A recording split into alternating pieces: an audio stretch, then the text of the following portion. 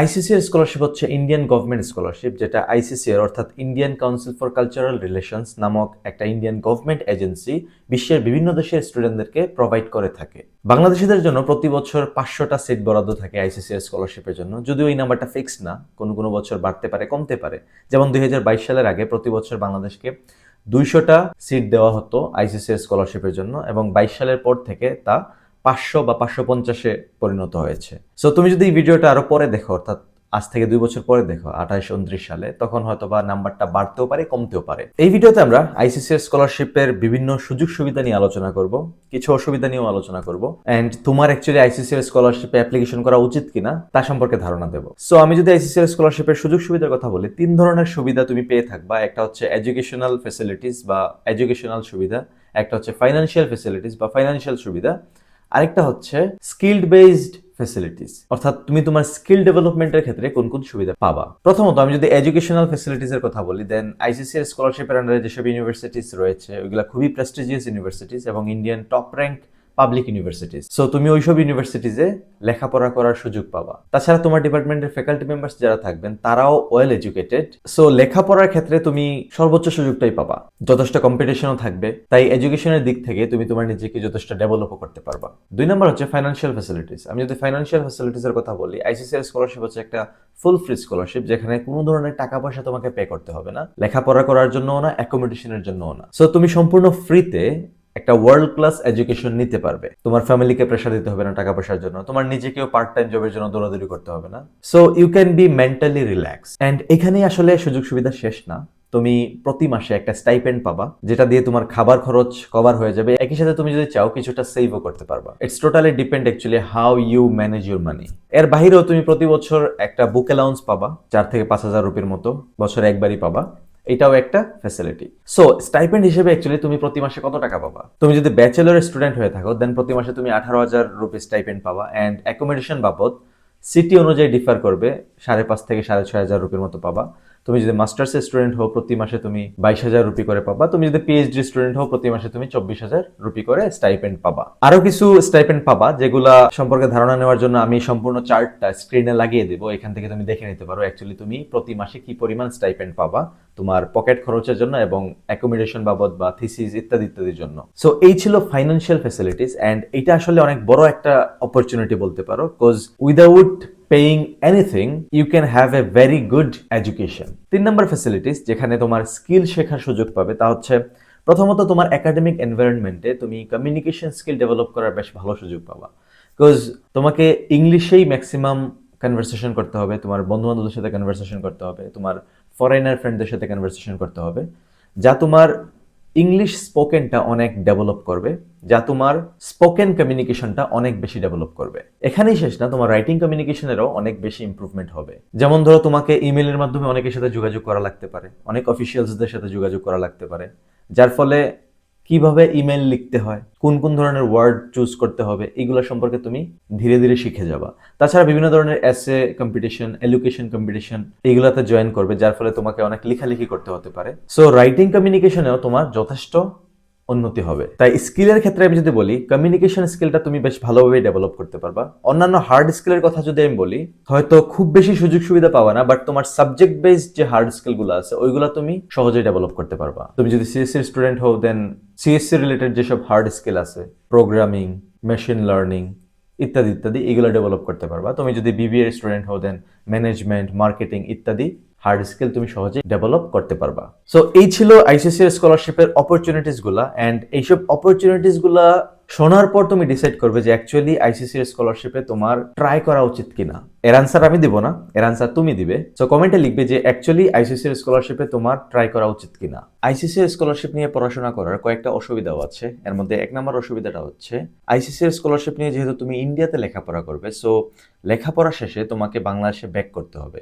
এখানে পার্মানেন্টলি বসবাস করার বা এখানে ওয়ার্ক পারমিট পাওয়ার তেমন কোনো সুযোগ সুবিধা নাই। তাই তোমার যদি ইচ্ছা থাকে এরকম যে ইন্ডিয়াতে এসে লেখাপড়া করব, তারপর এখানে জব করব বা এখানে সেটেল হব, দেন হয়তো ভবিষ্যতে তোমাকে রিগ্রেট করতে হতে পারে।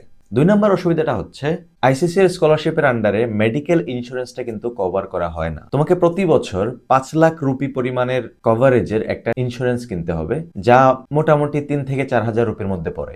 সো প্রতি বছর এই 3 থেকে 4 হাজার রুপি তোমাকে আইদার তোমার স্টাইপেন্ড থেকে বা তোমার সেভিংস থেকে দিতে হবে। এটাই স্কলারশিপের আন্ডারে আসে না। আরেকটা অসুবিধা হচ্ছে কিছু কিছু সময় আইসিসিআর স্কলারশিপের আন্ডারে যারা লেখাপড়া করে তাদের স্টাইপেন্ড ডিলে হয়ে যায়। যেমন আমি এই বছর ফেব্রুয়ারির স্টাইপেন্ডটা পাইছি ফেব্রুয়ারির শেষের দিকে, আবার মার্চ চলে আসছে, এখনো মার্চের স্টাইপেন্ড পাচ্ছি না, হয়তো আরো 5-6 দিন বা 7 দিন পরে পাবো, মার্চের মাঝামাঝি। সো অনেক সময় দেখা যায় যে স্টাইপেন্ডটা ডিলে হয়ে যায়, তাই মানি ম্যানেজমেন্টের ক্ষেত্রে কিছুটা ঝামেলা হয়, তবে স্টাইপেন্ড তুমি পেয়ে যাবা। এন্ড ফাইনালি একটা সময় আইসিসিআর প্রতি বছর স্টুডেন্টদেরকে একটা করে এয়ার ফেয়ার দিত, অর্থাৎ তুমি একবার দেশে যাওয়ার জন্য তারা রিটার্ন এয়ার টিকিট দিত। বাট আই থিঙ্ক 2021 সাল থেকে তারা এই সিস্টেমটা বন্ধ করে দিছে, অর্থাৎ আমাদের টাইম থেকে তারা এই সিস্টেমটা বন্ধ করে দিছে। প্রতি বছর দেশে যাওয়ার জন্য তোমাকে নিজের টাকা খরচ করে দেশে যেতে হবে, আবার দেশ থেকে আসতে হবে। এটাও একটা অসুবিধা ধরা যায়। এগুলোই ছিল আইসিসির স্কলারশিপ নিয়ে ইন্ডিয়াতে লেখাপড়া করার বেসিক কিছু অসুবিধা, এন্ড আই থিঙ্ক তোমরা ইজিলি এগুলো অ্যাডজাস্ট করে নিতে পারবা। হ্যাঁ, আরেকটা কথা, প্রতি বছর ফেব্রুয়ারির 20 তারিখ থেকে মার্চের 15 তারিখের মধ্যে নর্মালি আইসিসির স্কলারশিপের সার্কুলারটা পাবলিশড হয়। তাই ইন ফিউচারে বা এই বছর তুমি যদি আইসিসির স্কলারশিপ অ্যাপ্লিকেশন করতে চাও, দেন এই ডেটটা জানা রাখা তোমার জন্য অনেক জরুরি। এন্ড নর্মালি আইসিসির স্কলারশিপে অ্যাপ্লিকেশন করার ডেডলাইন 15 এপ্রিল থেকে 30 এপ্রিল পর্যন্ত যায়। সো এই টাইম পিরিয়ডের মধ্যেই তোমাকে অ্যাপ্লিকেশন করতে হবে। পরবর্তী ভিডিওতে আমি আলোচনা করবো আইসিসির স্কলারশিপে অ্যাপ্লিকেশন করার এলিজিবিলিটি কি, কোন কোন সাবজেক্ট এবং কোন কোন ইউনিভার্সিটিতে তুমি অ্যাপ্লিকেশন করতে পারবে। আইসিসির স্কলারশিপে অ্যাপ্লিকেশন করার এলিজিবিলিটি কি কি, কোন কোন সাবজেক্ট এবং কোন কোন ইউনিভার্সিটিতে অ্যাপ্লিকেশন করতে পারবে তা নিয়ে আলোচনা করবো এই ভিডিওতে। প্রথমে একাডেমিক কোয়ালিফিকেশন নিয়ে আলোচনা করি। তুমি যদি ব্যাচেলর লেভেলে অ্যাপ্লিকেশন করতে চাও, দেন অবশ্যই তোমার এইচএসসি কমপ্লিট করা থাকতে হবে। যারা ডিপ্লোমা কমপ্লিট করেছো তারাও অ্যাপ্লিকেশন করতে পারবে, তবে ডিপ্লোমাদের সিলেকশন রেট তুলনামূলক অনেক কম। তুলনামূলক না, অ্যাকচুয়ালি ডিপ্লোমাদের সিলেকশন রেট অনেক কম। কোনো কোনো বছর 1-2 জন চান্স পায়, কোনো কোনো বছর কেউ চান্সই পায় না। সো ডিপ্লোমার অ্যাপ্লিকেশন করার ক্ষেত্রে এই বিষয়টা ভেবেচিন্তে তারপর অ্যাপ্লিকেশন করবে। তুমি যদি মাস্টার্স অ্যাপ্লিকেশন করতে চাও, দেন অবশ্যই তোমার ব্যাচেলর কমপ্লিট করা থাকতে হবে। তুমি যদি পিএইচডিতে অ্যাপ্লিকেশন করতে চাও, দেন অবশ্যই তোমার মাস্টার্স কমপ্লিট করা থাকতে হবে। এখন আসে বয়সের ক্রাইটেরিয়া। আইসিসি স্কলারশিপে অ্যাপ্লিকেশন করার ক্ষেত্রে অবশ্যই তোমার বয়স 18+ হতে হবে, লাইক অ্যাটলিস্ট 18 হতে হবে, প্লাস না হলেও চলবে, অ্যাটলিস্ট 18 হতে হবে। সো যে বছর অ্যাপ্লিকেশন করবে নর্মালি ওই বছরের জুলাইয়ের 1 তারিখ পর্যন্ত তোমার বয়স 18 হতে হবে। যেমন 2026 সালে যারা অ্যাপ্লিকেশন করবে, অর্থাৎ এই বছর যারা অ্যাপ্লিকেশন করবে, তাদের বয়স 2026 সালের জুলাই মাসের 1 তারিখ নাগাদ 18 হতে হবে। যদি জুলাইয়ের 1 তারিখ নাগাদ তাদের বয়স 18 এর কম হয়, তবে তারা অ্যাপ্লিকেশন করতে পারবে না। সো 27, 28 বা এর পরবর্তী সময়েও আশা করা যায় এই রুলসটা জারি থাকবে। তারপরেও প্রতি বছর অ্যাপ্লিকেশন করার আগে তোমরা গাইডলাইনটা দেখে নেবে। এখন আসি বয়সের ক্রাইটেরিয়া নিয়ে। যারা ব্যাচেলর এবং মাস্টার্স অ্যাপ্লিকেশন করবে তাদের বয়স 35 বা তার কম হতে হবে। যারা পিএইচডিতে অ্যাপ্লিকেশন করবে তাদের বয়স 40 বা তার কম হতে হবে। সো বয়সের ক্রাইটেরিয়াটা হচ্ছে এরকম, তুমি যদি ইউজি অথবা পিজিতে অ্যাপ্লিকেশন করতে চাও, দেন অবশ্যই তোমার বয়স 35 এর কম হতে হবে। তুমি যদি পিএইচডিতে অ্যাপ্লিকেশন করতে চাও, দেন তোমার বয়স 40 বা তার কম হতে হবে। এগুলো হচ্ছে বেসিক ক্রাইটেরিয়া। তাছাড়াও আরো কিছু ক্রাইটেরিয়া আছে, যেমন পাসপোর্টের মেয়াদ 2 বছর থাকতে হবে। 2 বছর থাকা কম্পালসারি না, আইসিসিআর গাইডলাইন 2026 সালে তারা এরকম লিখে দিছে, your passport should have 2 years of validity. এখানে তারা মাস্ট হ্যাভ বলে দেয়নি। তোমার পাসপোর্টের মেয়াদ যদি 2 বছরের কিছুটা কমও হয়, অবশ্যই তুমি অ্যাপ্লিকেশন করবে। যেহেতু তারা শুড হ্যাভ লিখছে, দ্যাট মিনস তারা কিছুটা ফ্লেক্সিবল। বাট তুমি যে বছর অ্যাপ্লিকেশন করবে, যদি এই ভিডিওটা তুমি 2 বছর 3 বছর পরে দেখে থাকো, দেন ওই সময়কার গাইডলাইন্সটা দেখে নিবে। যদি তারা খুব স্ট্রিক্টলি বলে দেয় যে তোমার পাসপোর্টের মেয়াদ 2 বছরই থাকতে হবে, লাইক মাস্ট হ্যাভ 2 ইয়ার্স, দেন অবশ্যই তোমার পাসপোর্টের মেয়াদ 2 বছর বা তার বেশি থাকতে হবে। আর যদি এই বছরের মতো ফ্লেক্সিবল থাকে, দেন 2 বছর থাকা ভালো বা 2 বছরের বেশি থাকা ভালো, বাট এর থেকে কম মেয়াদের পাসপোর্ট নিয়েও তুমি অ্যাপ্লিকেশন করতে পারবে। সো এই ছিল অ্যাপ্লিকেশনের একাডেমিক কিছু বেসিক এলিজিবিলিটি। তাছাড়া এইগুলো ছিল অ্যাপ্লিকেশনের জন্য একাডেমিক কিছু বেসিক এলিজিবিলিটি। এখন কোন কোন ইউনিভার্সিটি এবং কোন কোন সাবজেক্টে অ্যাপ্লিকেশন করতে পারবে। নর্মালি আইসিসির স্কলারশিপের জন্য তুমি যেসব ইউনিভার্সিটিতে অ্যাপ্লিকেশন করতে পারবে সবগুলোই বেশ প্রেস্টিজিয়াস ইউনিভার্সিটি, ইন্ডিয়ান গভর্নমেন্ট বা পাবলিক ইউনিভার্সিটি। তুমি যদি গুগলে সার্চ করো আইসিসিআর ইউনিভার্সিটি লিস্ট, তবে তুমি ওই পিডিএফটা পেয়ে যাবে যেখানে সবগুলো ইউনিভার্সিটির লিস্ট দেওয়া আছে। তবে একটা বিষয় খুব সচেতনতার সাথে দেখতে হবে, তা হচ্ছে তুমি যদি ব্যাচেলর লেভেলে অ্যাপ্লিকেশন করো এবং ইঞ্জিনিয়ারিং এর জন্য অ্যাপ্লিকেশন করো, তুমি কিন্তু আইআইটিস গুলোতে অ্যাপ্লিকেশন করতে পারবে না, বিকজ আইআইটিস গুলোতে ব্যাচেলর লেভেলে স্কলারশিপ দেয় না।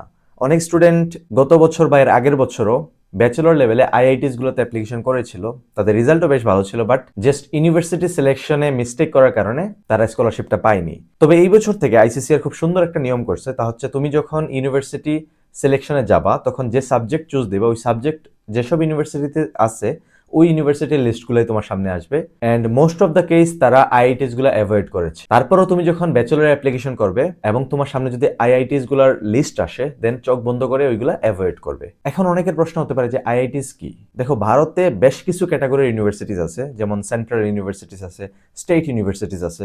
সো এর মধ্যে পাবলিক ইউনিভার্সিটিস গুলোর বিভিন্ন নাম থাকতে পারে। এখন আইআইটিস হচ্ছে ইন্ডিয়ান ইনস্টিটিউট অফ টেকনোলজি, যেগুলা ইন্ডিয়ার সর্বোচ্চ প্রতিষ্ঠান বলতে পারো ইঞ্জিনিয়ারিং এর জন্য।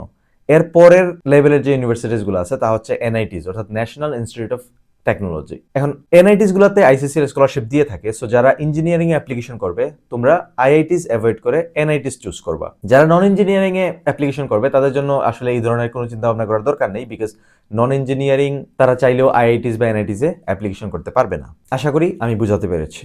এখন আসি কোন কোন সাবজেক্টে তুমি অ্যাপ্লিকেশন করতে পারবে।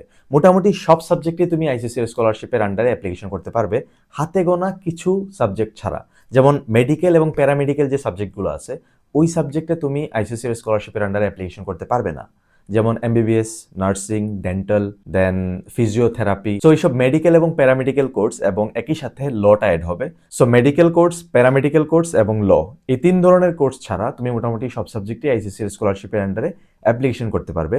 তবে তুমি যে সাবজেক্টে অ্যাপ্লিকেশন করতে চাও আইসিসির আন্ডারে যেসব ইউনিভার্সিটিজ আছে ওই ইউনিভার্সিটিস গুলোতে ওই সাবজেক্টটা থাকতে হবে, তবেই তুমি অ্যাপ্লিকেশন করতে পারবে। অনেকের কোয়েশ্চেন থাকতে পারে আমি কি ফার্মাসিতে অ্যাপ্লিকেশন করতে পারবো, because it seems A medical or paramedical course. হ্যাঁ, তুমি ফার্মাসিতে অ্যাপ্লিকেশন করতে পারবা, ফার্মাসিতে অ্যাপ্লিকেশন করার ক্ষেত্রে কোনো নিষেধাজ্ঞা নেই। আইসিসিআর এর গাইডলাইনে আরেকটা বিষয় লেখা আছে, তা হচ্ছে তুমি যদি এমবিএ তে অ্যাপ্লিকেশন করতে চাও দেন তোমার জিমেট থাকতে হবে। এখন আমি এরকম এক দুজনকে চিনি যারা আইসিসিআর স্কলারশিপের আন্ডারে এমবিএ করতেছে বাট তাদের জিমেট ছিল না। সো আই থিংক তুমি আইসিসিআর স্কলারশিপের আন্ডারে যে ইউনিভার্সিটিতে অ্যাপ্লিকেশন করবে ওই ইউনিভার্সিটির অ্যাডমিশন ক্রাইটেরিয়াটা আগে দেখে নেওয়া উচিত যে তারা জিমেট চাচ্ছে কিনা। যদি না চেয়ে থাকে দেন এমবিএ তে অ্যাপ্লিকেশন করতে পারো উইদাউট জিমেট। আর যদি ওই ইউনিভার্সিটিসগুলো জিমেট চেয়ে থাকে then definitely you have to have GMAT to apply for MBA course. পরবর্তী ভিডিওতে আমি আলোচনা করব আইসিসিআর স্কলারশিপ অ্যাপ্লিকেশন করার জন্য কোন কোন ডকুমেন্টস প্রয়োজন পড়বে। দেখা হবে পরবর্তী ভিডিওতে। আর যদি চ্যানেলটা সাবস্ক্রাইব করা না থাকে অবশ্যই সাবস্ক্রাইব করে রাখবে। আইসিসিআর স্কলারশিপে অ্যাপ্লিকেশন করার জন্য খুব বেশি ডকুমেন্টসের প্রয়োজন পড়ে না, বেসিক কিছু ডকুমেন্টস থাকলে তুমি স্কলারশিপের জন্য অ্যাপ্লিকেশন করতে পারবে। 1 নম্বরে যে ডকুমেন্টটার প্রয়োজন পড়বে তা হচ্ছে পাসপোর্ট। এন্ড গত ভিডিওতে আমি বলেছিলাম তোমার পাসপোর্টের মেয়াদ 2 বছর বা তার বেশি থাকা উচিত। দ্যাট মিন্স থাকতেই হবে তা না, যদি 2 বছরের কিছুটা কম থাকে তাও তুমি অ্যাপ্লিকেশনটা করবে। 2 নম্বর যে ডকুমেন্টটা প্রয়োজন পড়বে তা হচ্ছে তোমার 1 কপি পাসপোর্ট সাইজের ফটো, এন্ড ফটোর সাইজটা ইন্ডিয়ান এম্বাসি এর স্ট্যান্ডার্ড অনুযায়ী হতে হবে, অর্থাৎ 2 ইঞ্চ বাই 2 ইঞ্চ। 3 নম্বরে তোমার একাডেমিক ডকুমেন্টস গুলো লাগবে। তুমি যদি ব্যাচেলর অ্যাপ্লিকেশন করতে যাও দেন তোমার এসএসসি এবং এইচএসসি ডকুমেন্টস লাগবে। তুমি যদি মাস্টার্স অ্যাপ্লিকেশন করতে যাও দেন এসএসসি, এইচএসসি এবং আন্ডারগ্রেডের ডকুমেন্টস গুলো লাগবে। তুমি যদি পিএইচডি তে অ্যাপ্লিকেশন করতে যাও দেন তোমার এসএসসি, এইচএসসি, আন্ডারগ্রেড এবং মাস্টার্স এর ডকুমেন্টস গুলো লাগবে। তারপর তোমার একটা লোকাল আইডি লাগবে। লোকাল আইডি বলতে তোমার বার্থ সার্টিফিকেট হতে পারে, এনআইডি কার্ড হতে পারে। আমি রিকমেন্ড করব তুমি পাসপোর্ট বানানোর সময় যে লোকাল আইডিটা ইউজ করেছিলে, তুমি যদি পাসপোর্ট বানানোর সময় বার্থ সার্টিফিকেট ইউজ করে থাকো দেন বার্থ সার্টিফিকেট দিয়ে অ্যাপ্লিকেশন করবে। তুমি যদি এনআইডি ইউজ করে থাকো দেন এনআইডি দিয়ে অ্যাপ্লিকেশন করবে। সো একটা লোকাল আইডি তোমার লাগবে। তারপর আরেকটা গুরুত্বপূর্ণ ডকুমেন্ট, সেটা হচ্ছে English as a subject in school or college. অর্থাৎ তুমি যদি আন্ডারগ্রেডে অ্যাপ্লিকেশন করো দেন তোমার 12 এ ইংলিশ একটা সাবজেক্ট হিসেবে ছিল তার প্রমাণ দিতে হবে। এন্ড এর প্রমাণটা কিভাবে দেবে, জাস্ট তোমার এইচএসসির যে মার্কশিট আছে ওই মার্কশিটটা আপলোড করলে হয়ে যাবে, বিকজ ওই মার্কশিটে ইংলিশ স্পষ্টভাবে লেখা থাকবে। তুমি যদি আন্ডারগ্রেড কমপ্লিট করে মাস্টার্স অ্যাপ্লিকেশন করো দেন তুমি এমওআই আপলোড করতে পারো, অথবা তোমার আন্ডারগ্রেডে যে ইংলিশ পড়ানো হয়েছে বা ইংলিশেই ছিল তার প্রুফ হিসেবে একটা রেফারেন্স লেটারও আপলোড করতে পারো। পিএইচডি তে অ্যাপ্লিকেশন করার ক্ষেত্রেও তুমি সেম কাজটা করতে পারো। দেন আরেকটা অপশন থাকবে, সেটা হচ্ছে any documents you have translated in English. অর্থাৎ কোনো ডকুমেন্টস তুমি যদি অন্য কোনো ভাষা থেকে ইংলিশে ট্রান্সলেট করে থাকো, অর্থাৎ কোনো সার্টিফিকেশন যেগুলো তোমার বাংলায় ছিল এগুলো ইংলিশে ট্রান্সলেট করছো ওইটা, অথবা অন্য কোনো ভাষায় ছিল তুমি ইংলিশে ট্রান্সলেট করছো ওইটা ওইখানে আপলোড করতে পারো। আর যদি তোমার এরকম কোনো ডকুমেন্টস না থাকে, জাস্ট নট অ্যাপ্লিকেবল লিখে একটা পিডিএফ বানাবা, ওই পিডিএফ ফাইলটা ওইখানে আপলোড করে দিলেই হবে। এখন একটা গুরুত্বপূর্ণ বিষয়, তা হচ্ছে এসএসসি এবং এইচএসসি ডকুমেন্টস গুলো কিভাবে সাজাবা বা ব্যাচেলর ডকুমেন্টস গুলো কিভাবে সাজাবা। দেখো, এসএসসি এবং এইচএসসি ডকুমেন্টস গুলো সাজানোর সময় তুমি যেখানে এসএসসি ডকুমেন্টস আপলোড দিবা ওই পিডিএফটাতে এসএসসি এর সার্টিফিকেট প্লাস মার্কশিট একসাথে করে একটা পিডিএফ বানাবা, দেন ওইটা আপলোড করবা সেম ভাবে এইচএসসির ক্ষেত্রেও তুমি এইচএসসির সার্টিফিকেট প্লাস মার্কশিট একসাথে করে একটা পিডিএফ বানাবা, দেন ওইটা আপলোড করবা। অনেক সময় দেখা যায় অ্যাপ্লিকেশনের সময় অনেকের এইচএসসির সার্টিফিকেট আসে না, যেহেতু সার্টিফিকেটটা ইস্যু হতে একটু সময় লাগে। সেক্ষেত্রে তুমি জাস্ট এইচএসসি এর মার্কশিট দিয়েও অ্যাপ্লিকেশন করতে পারবা, কোনো সমস্যা নেই। ব্যাচেলরের ক্ষেত্রেও ব্যাচেলরের সার্টিফিকেট প্লাস মার্কশিটস একসাথে করে একটা পিডিএফ বানাবা, দেন ওইটা আপলোড করবা। আমি স্ক্রিনে লাগিয়ে দিব অ্যাকচুয়ালি কি কি ডকুমেন্টস লাগবে, তুমি ভিডিওটা পজ করে একটা স্ক্রিনশট নিয়ে নিতে পারো, এতে করে তোমার কিছুটা সুবিধা হবে। এন্ড ফাইনালি আরেকটা গুরুত্বপূর্ণ বিষয়, সেটা হচ্ছে সেটা কোনো ডকুমেন্টস না, তোমাকে একটা এসে লিখতে হবে। এসেটা ডকুমেন্ট আকারে আপলোড করতে পারবা না, এটা তোমাকে পেস্ট করে দিতে হবে পোর্টালে। অর্থাৎ তুমি যখন অ্যাপ্লিকেশন করবে তখন প্রথম পেজেই একটা বক্স আসবে, ওই বক্সে এসেটা পেস্ট করে দিতে হবে। এসে টপিক কি কি, কিভাবে এসে লিখবে তা নিয়ে আমি পরবর্তী ভিডিওতে আলোচনা করব। বাট এখন জেনে রাখা ভালো যে ডকুমেন্টস গুলো কালেকশনের পাশাপাশি তোমাকে এসেটাও লিখে রাখতে হবে। এন্ড এসেটা আসলে গুরুত্বপূর্ণ। সো এসের ভিডিওটা এই ভিডিওর পরেই আসবে। তুমি যদি চ্যানেলটা সাবস্ক্রাইব করে না থাকো দেন অবশ্যই সাবস্ক্রাইব করে রাখবে, যাতে করে ওই ভিডিওটা ছুটে না যায়। এন্ড ওই ভিডিওটা বেশ লম্বা হবে, because I will show you how to write an actual essay for ICCR scholarship. একই সাথে আইসিসিআর স্কলারশিপের এসের টপিক কি কি, কিভাবে এসে লেখা উচিত, সবকিছু নিয়ে অ্যাকচুয়ালি বিস্তারিত আলোচনা করব। সো ওই ভিডিওটা একটু লম্বা হবে। আশা করি আইসিসিআর স্কলারশিপে কোন কোন ডকুমেন্টস লাগবে তা নিয়ে একটা ধারণা পেয়ে গেছো। হ্যাঁ, আরেকটা কথা, সেটা হচ্ছে গত বছর পর্যন্ত অর্থাৎ 2025 সাল পর্যন্ত আইসিসিআর স্কলারশিপ অ্যাপ্লিকেশন করার সময় একটা মেডিকেল ফিটনেস ফর্ম লাগতো, বা ফিজিক্যাল ফিটনেস ফর্ম বলে যেটাকে, ফিজিক্যাল ফিটনেস ফর্ম লাগতো। বাট এই বছর থেকে অ্যাকচুয়ালি ওই ফিজিক্যাল ফিটনেস ফর্মটা লাগবে না। আইসিসিআর এর গাইডলাইনে লেখা আছে যারা সিলেক্টেড হয়ে যাবে স্কলারশিপের জন্য তারাই কেবল physical fitness form with report submit করবে, আদারওয়াইজ লাগবে না। এন্ড গত বছর আরেকটা অপশন ছিল আদার্স ডকুমেন্টস এর, যেখানে অনেকে ইসিএ অর্থাৎ এক্সট্রা কারিকুলার অ্যাক্টিভিটিস গুলো আপলোড করতো, ওই অপশনটাও তারা এই বছর উঠিয়ে দিয়েছে। সো এই বছর থেকে আইসিসিআর স্কলারশিপে অ্যাপ্লিকেশন করার জন্য খুবই বেসিক কিছু ডকুমেন্টস লাগতেছে। তুমি যদি এই ভিডিওটা আরো 1-2 বছর পরে দেখে থাকো তখন অ্যাপ্লিকেশন করার সময় অ্যাকচুয়ালি দেখে নিবে কোন কোন ডকুমেন্টস তারা চাচ্ছে, যেহেতু আইসিসিআর প্রতি বছরই কিছু না কিছু পরিবর্তন করে আর কি। সো যাই হোক, দেখা হবে পরবর্তীতে এসএ এর ভিডিওতে। অনেক স্টুডেন্ট খুবই সাধারণ বা একদম পোর কোয়ালিটির একটা এসএ দিয়ে আইসিসিআর স্কলারশিপের জন্য অ্যাপ্লিকেশন করে। বাট আইসিসিআর স্কলারশিপের সিলেকশনের ক্ষেত্রে যেসব ফ্যাক্টরগুলো রয়েছে তার মধ্যে অন্যতম একটা ফ্যাক্টর হচ্ছে এসএ। তাই তোমার এসেটা যদি বেশ ভালো এবং স্ট্রাকচার্ড হয় দেন ডেফিনেটলি তোমার সিলেকশনের চান্স কিছুটা হলেও বেড়ে যাবে। স্টুডেন্টরা নর্মালি খুবই জেনারিক কিছু সেন্টেন্স ব্যবহার করে তাদের এসে লিখে থাকে। এই যেমন ধরো, I have always dreamed for blah blah blah, failure is the key to success, I will serve my country. একটু চিন্তা করো, প্যানেল মেম্বার যারা থাকবেন, যারা তোমার এসেটা চেক করবে, তারা এই ধরনের সেন্টেন্স দেখে দেখে অভ্যস্ত এসের মধ্যে। বিকজ যে কোনো একটা জেনারিক এসেতে এই সিম্পল সেন্টেন্সগুলো থাকে, সুতরাং তারা তোমাকে কিভাবে ডিফারেন্সিয়েট করবে? Definitely they will search something different, right? তাই অবশ্যই তোমার এসেটা well structured and topic specific হওয়া উচিত। এই ভিডিওতে আমি এসে রাইটিং এর জন্য একটা সিম্পল 5 স্টেপস ফ্রেমওয়ার্ক নিয়ে আলোচনা করব। যেই 5 স্টেপস ফ্রেমওয়ার্ক তুমি যদি ফলো করো দেন ডেফিনেটলি তুমি অনেক সুন্দর একটা এসে লিখতে পারবে, অ্যান্ড ডেফিনেটলি তোমার এসেটা অন্যান্য অ্যাপ্লিক্যান্টদের থেকে বেশ স্ট্যান্ডার্ড হবে। ফ্রেমওয়ার্কটা নিয়ে আলোচনা করার আগে কিছু বিষয় আছে যেগুলো তোমার অবশ্যই জানতে হবে, অ্যান্ড এসে লেখার সময় এই বিষয়গুলো তোমাকে অ্যাভয়েড করতে হবে। অনেক স্টুডেন্ট এসে লেখার সময় তারা তাদের জীবন বৃত্তান্ত তুলে ধরে, তাদের নিজের নাম, তাদের গ্রামের বাড়ি কোথায়, বাবা মার নাম কি। অ্যাকচুয়ালি প্যানেল মেম্বার্সরা কখনোই তোমার এসেতে তোমার জীবন বৃত্তান্ত এক্সপেক্ট করেন না। তাই এসে লেখার সময় অবশ্যই এই বিষয়টা অ্যাভয়েড করতে হবে। আবার অনেকে দেখা যায় তাদের অ্যাচিভমেন্টের পুরো একটা লিস্ট দিয়ে দেয় তাদের এসের মধ্যে। মনে রাখবা, স্কলারশিপের এসেগুলা নর্মালি টপিক স্পেসিফিক হয়ে থাকে। তোমাকে যে কোনো একটা টপিক সিলেক্ট করা উচিত এবং ওই টপিকে থেকেই তোমাকে এসেটা লিখতে হবে। তুমি যদি তোমার কোনো স্পেসিফিক ট্যালেন্ট নিয়ে লিখতে চাও দেন পুরো এসেতে তোমাকে ওই ট্যালেন্টের উপরই ফোকাস করতে হবে। এরকম না যে তুমি একই এসের মধ্যে ডান্সিং সম্পর্কে লিখলে, মিউজিক সম্পর্কে লিখলে, তোমার একটা ডিবেট কম্পিটিশনের প্রাইজ আছে ওইটা সম্পর্কে লিখলে, ড্রামা নিয়ে লিখলে। একই এসেতে তুমি যদি এত কিছু ইউজ করো then definitely it will be like a hotchpotch, একটা হজবরল হয়ে যাবে, জগা খিচুড়ি হয়ে যাবে। তাই তোমার এসে লেখার সময় অবশ্যই এইটাও অ্যাভয়েড করতে হবে। আরেকটা খুবই গুরুত্বপূর্ণ পয়েন্ট, যেটা হচ্ছে অনেকে চায় ইমোশনালি প্যানেল মেম্বারদের ইমপ্রেস করতে, ইমোশনাল সেন্টেন্সেস লিখে, অনেক সময় ড্রামাটিক সেন্টেন্সেস লিখে এসেতে। This is a very bad practice actually, because if you want to impress the panel members then definitely you have to prove your potential. তোমার মধ্যে কি কি পটেনশিয়াল আছে ওইটা তোমাকে এসের মাধ্যমে প্রুভ করতে হবে। তোমার ড্রামাটিক সেন্টেন্সেস বা ইমোশনাল সেন্টেন্সেস কখনোই প্যানেল মেম্বারদের ইমপ্রেস করবে না। So definitely you should avoid this. And finally এসেগুলা বেশ জেনারিক হয়ে থাকে, যেটা আমরা প্রথমে আলোচনা করেছি। সো তোমার এসেটা কিভাবে ক্লিয়ার থাকে, কিভাবে টপিক স্পেসিফিক থাকে, অ্যাকশন বেসড থাকে, তা নিয়ে চিন্তা করতে হবে, যাতে করে তোমার এসেটা পড়ার সাথে সাথে প্যানেল মেম্বার্সরা চিন্তা করে দিস ইজ সামথিং স্পেশাল। এটা বাকি 80% স্টুডেন্টদের এসের মতো জেনারিক কোনো এসে না।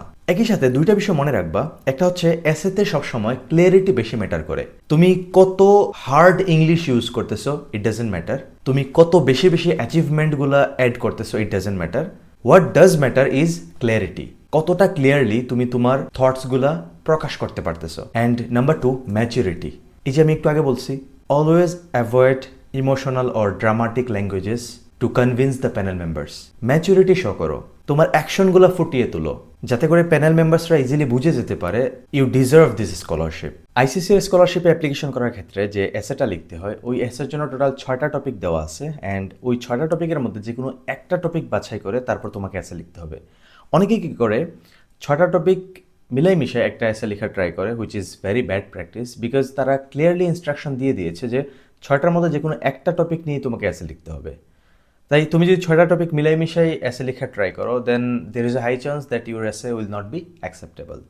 এখন আমরা এসে রাইটিংয়ের জন্য যে 5 স্টেপস ফ্রেমওয়ার্ক নিয়ে আলোচনা করেছিলাম, ওই 5 স্টেপস ফ্রেমওয়ার্কটা সম্পর্কে জানবো। অ্যান্ড বিফোর দিস, খুবই গুরুত্বপূর্ণ একটা বিষয়, তা হচ্ছে এসে রাইটিং শুরু করার আগে তোমাকে টপিক সম্পর্কে ক্লিয়ার ধারণা থাকতে হবে। বিকজ তুমি যদি টপিক সম্পর্কে না জানো, টপিকের মিনিংটা কি ওইটা না জানো, দেন লিখবা কি, তাই না? সো আমরা ব্রিফলি আইসিসিআর এর যে 6টা টপিক আছে ওই টপিক সম্পর্কে জানবো, বিস্তারিত আলোচনা যাব না, জাস্ট মিনিংটা জানার চেষ্টা করবো যাতে করে তোমাদের জন্য সহজ হয় এসেটা লেখা। প্রথম টপিকটা হচ্ছে, some students have background, identity, interest or talent so meaningful they believe their application would be incomplete without it. অনেক স্টুডেন্ট মনে করে তাদের কিছু ব্যাকগ্রাউন্ড আছে, আইডেন্টিটি আছে বা ট্যালেন্ট আছে, যেগুলো তারা যদি প্রকাশ করতে না পারে তাদের অ্যাপ্লিকেশনটা ইনকমপ্লিট থাকবে। এরকমটা হয় বিকজ তুমি হয়তো ইঞ্জিনিয়ারিংয়ে অ্যাপ্লিকেশন করতে চাচ্ছ, বাট তুমি বেশ ভালো ড্যান্সিং করতে পারো, নাচতে পারো, অ্যান্ড ওইটা নিয়ে তোমার বেশ কিছু প্রাইজ আছে, তুমি অনেক জায়গায় কম্পিট করেছো অ্যান্ড জয়ী হয়েছো। তুমি চাচ্ছ যে এইগুলা প্রকাশ করতে, যাতে এগুলো তুমি তাদেরকে শো করতে পারো। এখন অনেক সময় দেখা যায় যে এগুলোর জন্য প্রপার সার্টিফিকেশন থাকে না, তখন তুমি কিভাবে শো করবে? You can show using your essay. তুমি সুন্দর করে এসেতে তোমার পুরো জার্নিটা আলোচনা করতে পারো। দেন 2 নম্বর topic, the lesson we take from obstacles we encounter can be fundamental to later success. Recount time when you faced a challenge, setback, failure. একটা সময় বিবেচনা করো যে সময়টাতে তুমি চ্যালেঞ্জ ফেস করছো, বাধা, সেটব্যাকস, বাধা ফেস করছো, দেন ফেইলিওর ফেস করছো, অ্যান্ড ওইটাই তোমার ফিউচারে সাকসেসের পথ দেখাইছে। সো ওই রকম একটা টাইম আলোচনা করতে বলছে এই এসেতে, 2 নম্বর যে এসের টপিকটা আছে ওইটাতে। 3 নম্বর, reflect on a time when you questioned or challenged a belief or idea. কোনো একটা বিলিফ সিস্টেম বা কোনো একটা আইডিয়াকে তুমি কোয়েশ্চেন করছো বা চ্যালেঞ্জ করছো, সো ওই সময়টা নিয়ে আলোচনা করবা। মানে যে সময় তুমি একটা বিলিফ সিস্টেম বা কোনো একটা আইডিয়াকে চ্যালেঞ্জ করছো, অ্যান্ড অ্যাকচুয়ালি কোন কারণে তুমি এটাকে চ্যালেঞ্জ করেছিলে বা ওইটাকে কি বলে কোয়েশ্চেন করেছিলে তা আলোচনা করবে, কারণটা কী ছিল, অ্যান্ড হোয়াট ওয়াজ দ্য আউটকামটা কী ছিল, রেজাল্টটা কী ছিল চ্যালেঞ্জ করার পর, এটা নিয়ে আলোচনা করতে বলছে 3 নম্বর টপিকে। 4 নম্বর টপিকটা হচ্ছে, describe a problem you have solved or a problem you'd like to solve. It can be an intellectual challenge, a research query, an ethical dilemma. So একটা প্রবলেম যেটা তুমি সলভ করে ফেলছো বা ইন ফিউচারে তুমি সলভ করতে চাচ্ছ, এটা ইন্টেলেকচুয়াল চ্যালেঞ্জ হতে পারে, রিসার্চ কোয়েরি হতে পারে, এথিক্যাল ডিলেমা হতে পারে, anything of personal importance, no matter the scale, explain it significance. So ওইগুলা নিয়েই, লাইক যে সমস্যাটা তুমি সলভ করে ফেলছো বা যেটা তুমি সলভ করতে চাচ্ছ, হ্যাঁ, এই সমস্যাটা ইন্টেলেকচুয়াল চ্যালেঞ্জ, রিসার্চ কোয়েরি অথবা একটা এথিক্যাল ডিলেমা হতে পারে। সো এর মধ্যে যদি পড়ে এরকম একটা সমস্যা যেটা তুমি সলভ করতে চাও বাট করে ফেলছো অলরেডি, ওইটা নিয়ে বিস্তারিত আলোচনা করতে বলছে 4 নম্বর টপিকে। 5 নম্বর হচ্ছে, discuss an accomplishment, event or realization that sparked a period of personal growth and new understanding of your self or others. So এমন একটা অ্যাকমপ্লিশমেন্ট, এমন একটা ইভেন্ট অর এমন একটা রিয়েলাইজেশন যেটা তোমার পার্সোনাল গ্রোথে তোমাকে অনেক হেল্প করছে, অ্যান্ড তোমার নিজেকে তুমি যেরকমভাবে চিন্তা করতে বা তুমি অন্যদের সম্পর্কে যেরকমভাবে চিন্তা করতে ওই পার্সপেকশনটা চেঞ্জ করে ফেলছে। এরকম একটা ইভেন্ট, অ্যাকমপ্লিশমেন্ট অথবা রিয়েলাইজেশন, এটা নিয়ে আলোচনা করতে বলছে 5 নাম্বার টপিকে। 6 number, describe a topic, idea or concept find so engaging it makes you lose all track of time. এমন একটা টপিক বা এমন একটা কনসেপ্ট যেটা এতটাই এঙ্গেজিং মনে হয় তোমার কাছে, তুমি যখন ওইটা নিয়ে থাকো তখন দুনিয়াবি চিন্তা ভাবনা সব ভুলে যাও, জাস্ট ওইটার মধ্যেই ডুবা থাকো। Then why does it captivate you, কেন এটা তোমাকে আকর্ষিত করে, কেন এটা তোমাকে লাইক মোহিত করে, মোহিতই তো বলে এটারে, হ্যাঁ। Then what or who do you turn to when you want to learn something, তুমি যখন নতুন কোনো কিছু শিখতে চাও তখন কার কাছে যাও বা কিসের কাছে যাও? It could be internet like chat GPT, Google, what ever it is, it could be an a specific person. So এটাই এখানে আলোচনা করতে বলছে 6 নাম্বার টপিকে। সো আশা করি টপিকগুলো সম্পর্কে তোমাদের আর কনফিউশন থাকার কথা না, বিকজ আমরা টপিকগুলো খুব সুন্দর করে ডাইসেক্ট করার চেষ্টা করছি। অ্যান্ড আমি বিশ্বাস করি এখন তোমরা জানো যে কোন স্পেসিফিক টপিক নিয়ে কিভাবে স্পেসিফিক থাকা যায়, একদম হজবরল না বাঁধিয়ে কিভাবে স্পেসিফিক থেকে তুমি যখন 1 নাম্বার টপিক চুজ করবা, অনলি ট্যালেন্ট, আইডেন্টিটি আর ইন্টারেস্টের মধ্যেই থাকবা, অ্যান্ড একটার মধ্যে থাকবা। ড্যান্সিং নিয়ে লিখতে চাও, তোমার ড্যান্সিং রিলেটেড যত স্ট্রাগল আছে, যত কি আছে, রিওয়ার্ড আছে, সব কিছু এখানে আলোচনা করবা। এগুলো নিয়ে আমরা আলোচনা করবো, 5 স্টেপ ফ্রেমওয়ার্কের মধ্যে এটা চলে আসবে। স্টেপ নাম্বার 1, এটা হচ্ছে step number 1, start with a specific moment. একটা স্পেসিফিক মোমেন্ট নিয়ে তুমি তোমার এসেটা স্টার্ট করবে, যেটাকে আমরা হুক বলবো।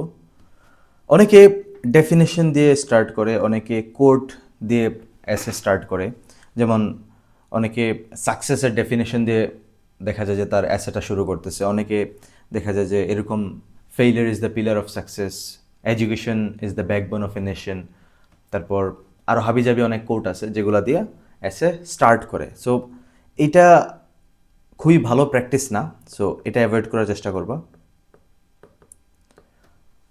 কিভাবে শুরু করবে? স্টার্ট উইথ এ সিন, একটা স্পেসিফিক মোমেন্ট দিয়ে তোমার সেটা শুরু করবে। সাপোজ তুমি আগামীকালকে একটা কম্পিটিশনে যাচ্ছ, হয়তো dancing competition, debate competition, or maybe drawing competition. তোমার যে ট্যালেন্টটা আছে, আমি এখানে 1 নাম্বার টপিকটা চুজ করছি, লাইক এখানের এক্সাম্পলটা দেওয়ার ক্ষেত্রে প্রথম যে অংশটা আছে এর এক্সাম্পল দেওয়ার ক্ষেত্রে প্রথম টপিকটা চুজ করছি। সো সাপোজ আমার একটা ট্যালেন্ট হচ্ছে ড্রয়িং, আমার ড্রয়িংয়ের ট্যালেন্ট একদমই নাই, আমি একদমই ড্র করতে পারি না, বাট ধরে নিচ্ছি আমার একটা ট্যালেন্ট হচ্ছে ড্রয়িং। সো আগামীকালকে আমি একটা ড্রয়িংয়ের কম্পিটিশন অ্যাটেন্ড করব, বা করেছিলাম আর কি কোনো এক সময়। সো আমি এক্স্যাক্টলি ওই দিনের মোমেন্ট থেকে আমার এসেটা শুরু করতে পারি, বিকজ ওইটা হুক করবে, ইজিলি এঙ্গেজিং হবে। সো আমি এইভাবে লিখতে পারি, the evening before the competition my desk was covered with open colour pallets. ঠিক আছে, এটা হচ্ছে আমার স্টার্টিং লাইন, এটা হতে পারে। বিকজ তুমি চিন্তা করো, যখন কেউ একজন পড়বে the evening before the competition my desk was covered with open colour pallets, so immediately ওইটা তাকে এঙ্গেজ করবে, হুক করবে। তারপর তুমি এখানে আরও বিস্তারিত লিখতে পারো যে তুমি রাত্রে কীভাবে প্রিপারেশন নিছো, তোমাকে কে হেল্প করছে। সো মোটামুটি 4-5 লাইন নিয়ে তুমি প্রথম ইন্ট্রোডাকশনটা সাজাই ফেলতে পারো, যেভাবে তুমি তোমার এসেটা স্টার্ট করতে পারো, যেটা ইমিডিয়েটলি অথেন্টিসিটি ক্রিয়েট করে। মানে এই এসেটা বোঝায় যে না, এখানে এই এসের সাথে ডিরেক্টলি তুমি কানেক্টেড। এখন তুমি যদি এরকমভাবে শুরু করো, education is the backbone of a nation, ঠিক আছে, খুবই জেনারিক একটা লাইন, এটা সবাই সব সময় পড়ে আসছে ছোটোবেলা থেকে। এটা শুনে আসলে খুব নিজে লাইক কেউ হুক হয় না বা এঙ্গেজ করে না, খুবই জেনারিক একটা লাইন। বাট তুমি যখন এরকম কোনো একটা স্পেসিফিক মোমেন্ট দিয়ে শুরু করবা, ইমিডিয়েটলি যে প্যানেল মেম্বার থাকবে যারা চেক করবে তারা এঙ্গেজ হয়ে যাবে যে না, এটা অ্যাকচুয়ালি স্টুডেন্ট ডিরেক্টলি কানেক্টেড এই এসেটার সাথে। Okay, so one moment strong start, কোনো একটা মোমেন্ট দিয়ে শুরু করতেছো, দ্যাট মিনস তোমার স্টার্টিংটা বেশ স্ট্রং হবে। দেন স্টেপ নাম্বার 2, এটা হচ্ছে আমাদের স্টেপ 2, গিভ কনটেক্সট।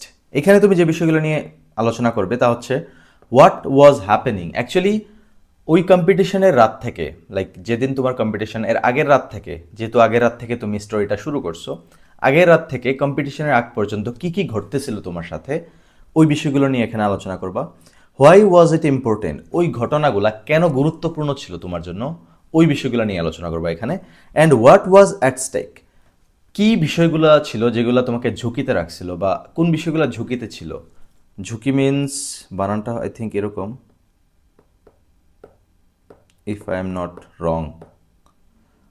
সো কোন বিষয়গুলো তোমাকে ঝুঁকিতে রাখছিল, এগুলো নিয়ে এখানে আলোচনা করবা।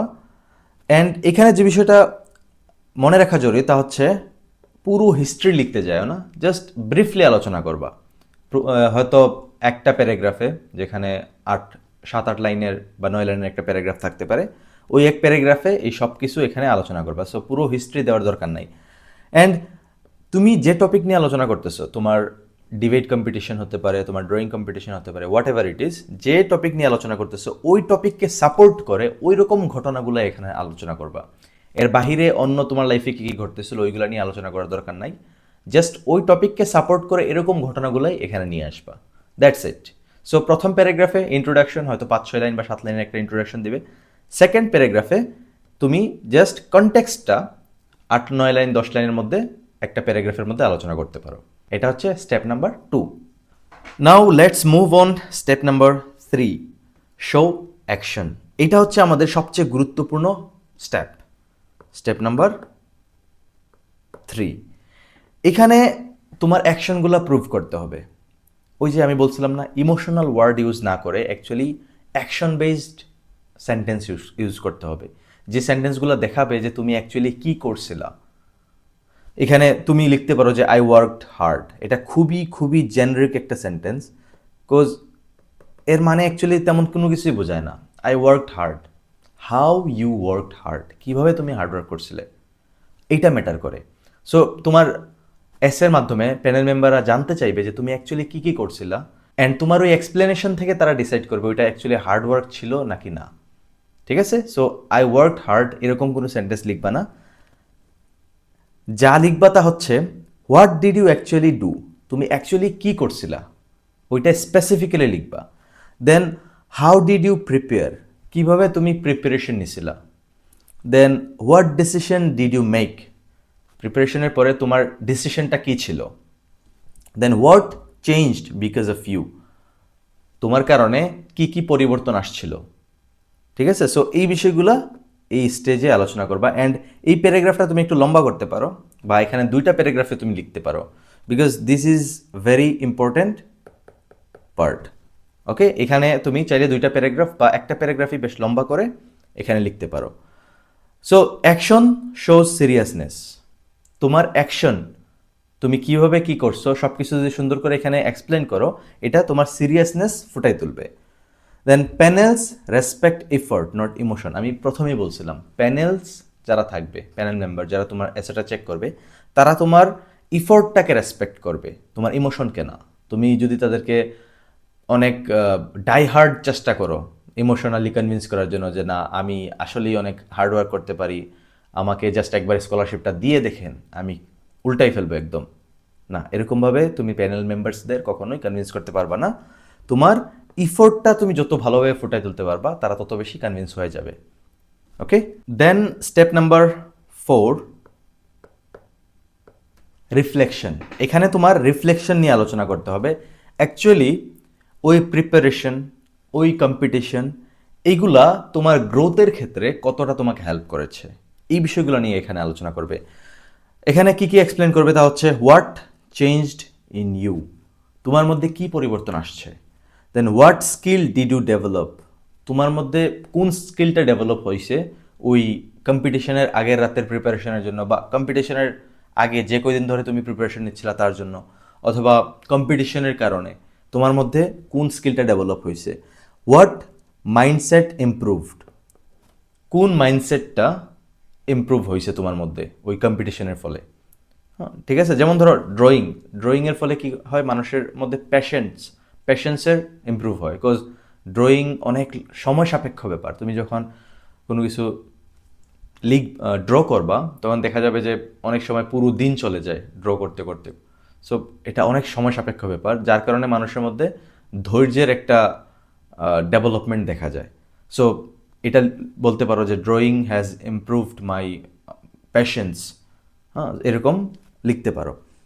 কিভাবে তোমার প্যাশেন্স ইমপ্রুভ করছে, লাইক সুন্দর করে সাজিয়ে এইভাবে লিখতে পারো যে পুরো দিন লেগে গেছিলো অ্যান্ড তারপরেও মনে হচ্ছিলো এটা পারফেক্ট হচ্ছে না, যার কারণে আমাকে আরও অনেক সময় ভাবতে হয়েছে অ্যান্ড ফাইনালি 2 দিন বা 3 দিনে আমি ওইটা কমপ্লিট করতে পারছি। সো এই যে 2 দিন সময় তুমি একটা জিনিসের পিছনে লেগে আসো, একটা ড্রয়িংয়ের পিছনে লেগে আসো, ওইটাই অ্যাকচুয়ালি প্যাশেন্স শো করে। তোমাকে বলতে হবে না যে আমার অনেক প্যাশেন্স আছে, তুমি যদি এইটা সুন্দর করে লিখতে পারো, প্যানেল মেম্বার অটোমেটিক্যালি বুঝে যাবে যে না, এই স্টুডেন্টের মধ্যে প্যাশেন্স আছে। ওকে, দেন দিস ইজ ম্যাচুরিটি সেকশন।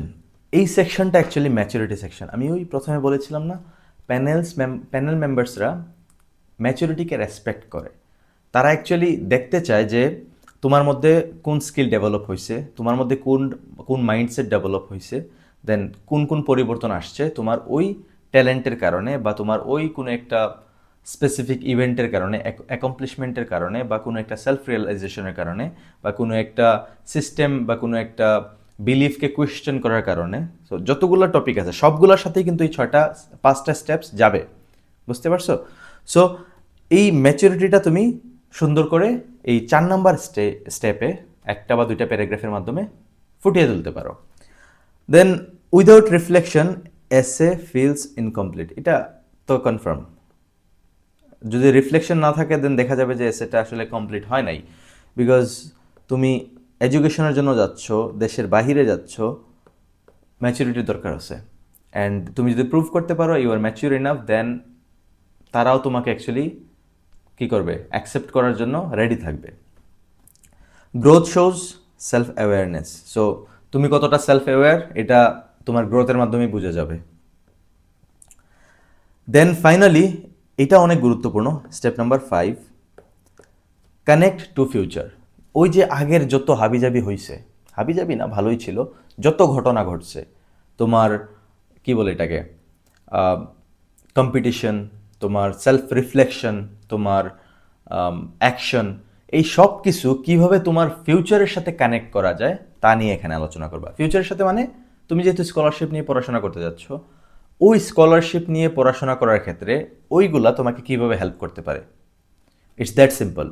তুমি যে স্কলারশিপ নিয়ে লেখাপড়া করতে যাচ্ছ, ওই স্কলারশিপে লেখাপড়া করার ক্ষেত্রে আগের অ্যাক্টিভিটিসগুলো যেগুলো ছিল, তোমার যে একটা ট্যালেন্ট ছিল, ওই ট্যালেন্ট, তোমার কম্পিটিশন, তোমার অ্যাকশন, তোমার রিফ্লেকশন, হ্যাঁ, তোমার মাইন্ডসেট, ওইগুলা কীভাবে তোমার ওই স্কলারশিপ নিয়ে লেখাপড়া করার যে বিষয়টা আছে ওইটার সাথে কানেক্ট করা যাবে, ওইটাকে কিভাবে ডেভেলপ করবে, ওইটার সাথে কিভাবে সিঙ্ক্রোনাইজড হবে তা নিয়ে এখানে আলোচনা করবে এই সেকশন বা স্টেপস 5-এ। ওকে, এখানে যে বিষয়গুলো নিয়ে আলোচনা করবে, একাডেমিক গোল, তোমার একাডেমিক গোল কী, দেন হায়ার এডুকেশন নিয়ে এখানে আলোচনা করবে, দেন স্টাডিং ইন ইন্ডিয়া, যেহেতু আইসিসিআর স্কলারশিপের জন্য তুমি অ্যাপ্লিকেশন করতে চাইছো, স্টাডিং ইন ইন্ডিয়া নিয়ে এখানে আলোচনা করবে, ইওর লং টার্ম ভিশন, তোমার লং টার্ম ভিশন নিয়ে আলোচনা করবে। অ্যান্ড ডু নট এক্সাজারেট, এখানে অনেক বেশি এক্সাজারেট করার দরকার নাই যে আমাকে একবার স্কলারশিপটা দেন, আমি স্কলারশিপ পাওয়ার পরে লেখাপড়া করে দেশে ফিরে আসবো, তারপর গ্রামে চলে যাব, গ্রামে গিয়ে অসহায় মানুষদেরকে সেবা করব, যেটা আমরা ক্লাস 4, 5-এ 6-এ থাকার সময় যে এসেগুলো লিখতাম না, ওই এসেতে যে জিনিসগুলো, বা রচনাতে, বাংলা রচনাতে যে জিনিসগুলো লিখতাম, বা ইংলিশ এসেতে আমরা যে জিনিসগুলো লিখতাম, সো ওই টাইপের এসে এখানে লেখা যাবে না। ওকে, এখানে এক্সাজারেট করা যাবে না। বি রিয়েলিস্টিক, তোমার রিয়েল প্ল্যান যেগুলো আছে ওই রিয়েল প্ল্যান এখানে তুলে ধরার চেষ্টা করবা। Future connection should feel natural, not forced. তুমি এরকম কোনো কিছু এখানে লিখো না যে মনে হচ্ছে জোর করে তুমি কানেক্ট করার চেষ্টা করতেছো।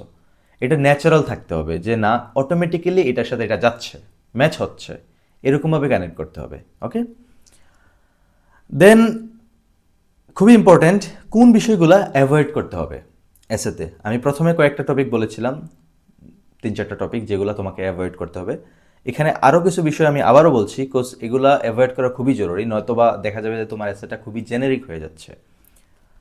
প্রথম, সিন্স চাইল্ডহুড, এই ধরনের সেন্টেন্স অ্যাভয়েড করার চেষ্টা করবা। কোজ আমি গতবারে বেশ কয়েকটা এসে রিভিউ করেছি, অ্যান্ড অনেক এসেতে দেখেছি তারা স্টার্টিংটা করছে সিন্স চাইল্ডহুড দিয়ে।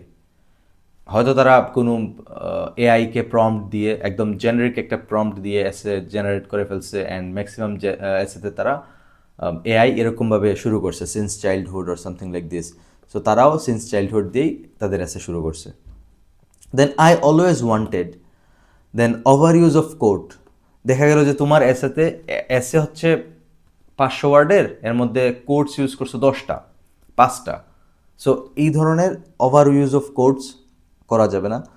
কপি পেস্ট ফ্রম ইন্টারনেট থেকে ডিরেক্টলি কপি পেস্ট করা যাবে না, বিকজ প্লেগারিজম আছে, দেন ধরা খেয়ে যেতে পারো, ধরা খেয়ে গেলে জামিন নাই এখানে। ওভারলি ড্রামাটিক টোন, এখানে ড্রামাটিক টোন ইউজ করে কনভিন্স করতে যাওয়া না, যেটা আমি প্রথমেই বলেছিলাম।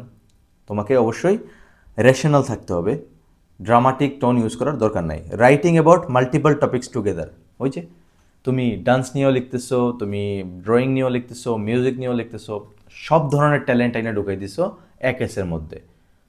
এটা করা যাবে না। তুমি জানিয়ে লিখবা, একটা স্পেসিফিক টপিক চুজ করবা, অ্যান্ড ওই টপিক নিয়েই তোমার কমপ্লিট এসেটা লিখবা। Okay, so choose one theme, একটা থিম চুজ করবা, because depth is better than variety. Cause অনেকগুলো টপিক সুপারফিশিয়ালি রেখে যখন একটা এসে লিখবা, তার থেকে কোনো একটা টপিক একদম ডিপে গিয়ে এসে লেখাটা অনেক বেশি ভালো, অনেক বেশি স্ট্যান্ডার্ড। ওকে, দেন ফাইনাল অ্যাডভাইস, স্কলারশিপ এসে is not about only English. অনেকে মনে করে যে যত ভালো ইংলিশ লিখতে পারবো, যত কঠিন ওয়ার্ড ইউজ করতে পারবো, যত আনএক্সপেক্টেড ওয়ার্ড ইউজ করতে পারবো, তত হয়তো আমার চান্স হওয়ার সম্ভাবনা বেশি থাকবে। দিস ইজ রং, বিকজ এসে ইজ অ্যাবাউট ক্লিয়ার স্ট্রাকচার। তোমার এসেটা একটা ক্লিয়ার স্ট্রাকচার নিয়ে থাকতে হবে, বিকজ তুমি যদি এসে এরকমভাবে লিখো যে তোমার যে প্যানেল মেম্বার্স থাকবে যারা, তারা আইডিয়াই করতে পারবে না যে কোন প্যারাগ্রাফের পরে কোন প্যারাগ্রাফ চলে আসছে। মনে হবে যে লাস্টে প্যারাগ্রাফ প্রথম দিকে চলে আসছে, প্রথম দিকের প্যারাগ্রাফ শেষের দিকে চলে গেছে। যদি এরকম মনে হয়, দেন এটা অ্যাকচুয়ালি এসে না, এটা হচ্ছে একটা জগা খিচুড়ি। ওকে, দেন লজিক্যাল থিঙ্কিং থাকতে হবে। ওই যে বললাম না, এমন কোনো কিছু বইল না যেটা জাস্ট ইমোশন বেসড, যার মধ্যে তেমন কোনো লজিক নেই। দেন অনেস্ট রিফ্লেকশন থাকতে হবে, তোমার কী কী পরিবর্তন আসছে তোমার মধ্যে, তোমার মাইন্ডসেটে কী কী চেঞ্জ আসছে, এগুলো অনেস্টি নিয়ে লিখতে হবে। বিকজ যারা তোমার এসে চেক করবে তারা যথেষ্ট এক্সপেরিয়েন্সড, তুমি উল্টাপাল্টা লিখলেও তারা ধরে ফেলবে। দেন কনসিস্টেন্সি, তোমার এসেতে একটা কনসিস্টেন্সি শো করতে হবে। ওকে, সো এই 5টা ফর্মুলা ইউজ করতে হবে তোমার এসেতে, তুমি যদি বেশ স্ট্যান্ডার্ড একটা এসে লিখতে যাও। অ্যান্ড আমি যদি একদম শর্টকাটে বলি, এটাই হচ্ছে actually 5 step framework: moment, context, action, growth and future.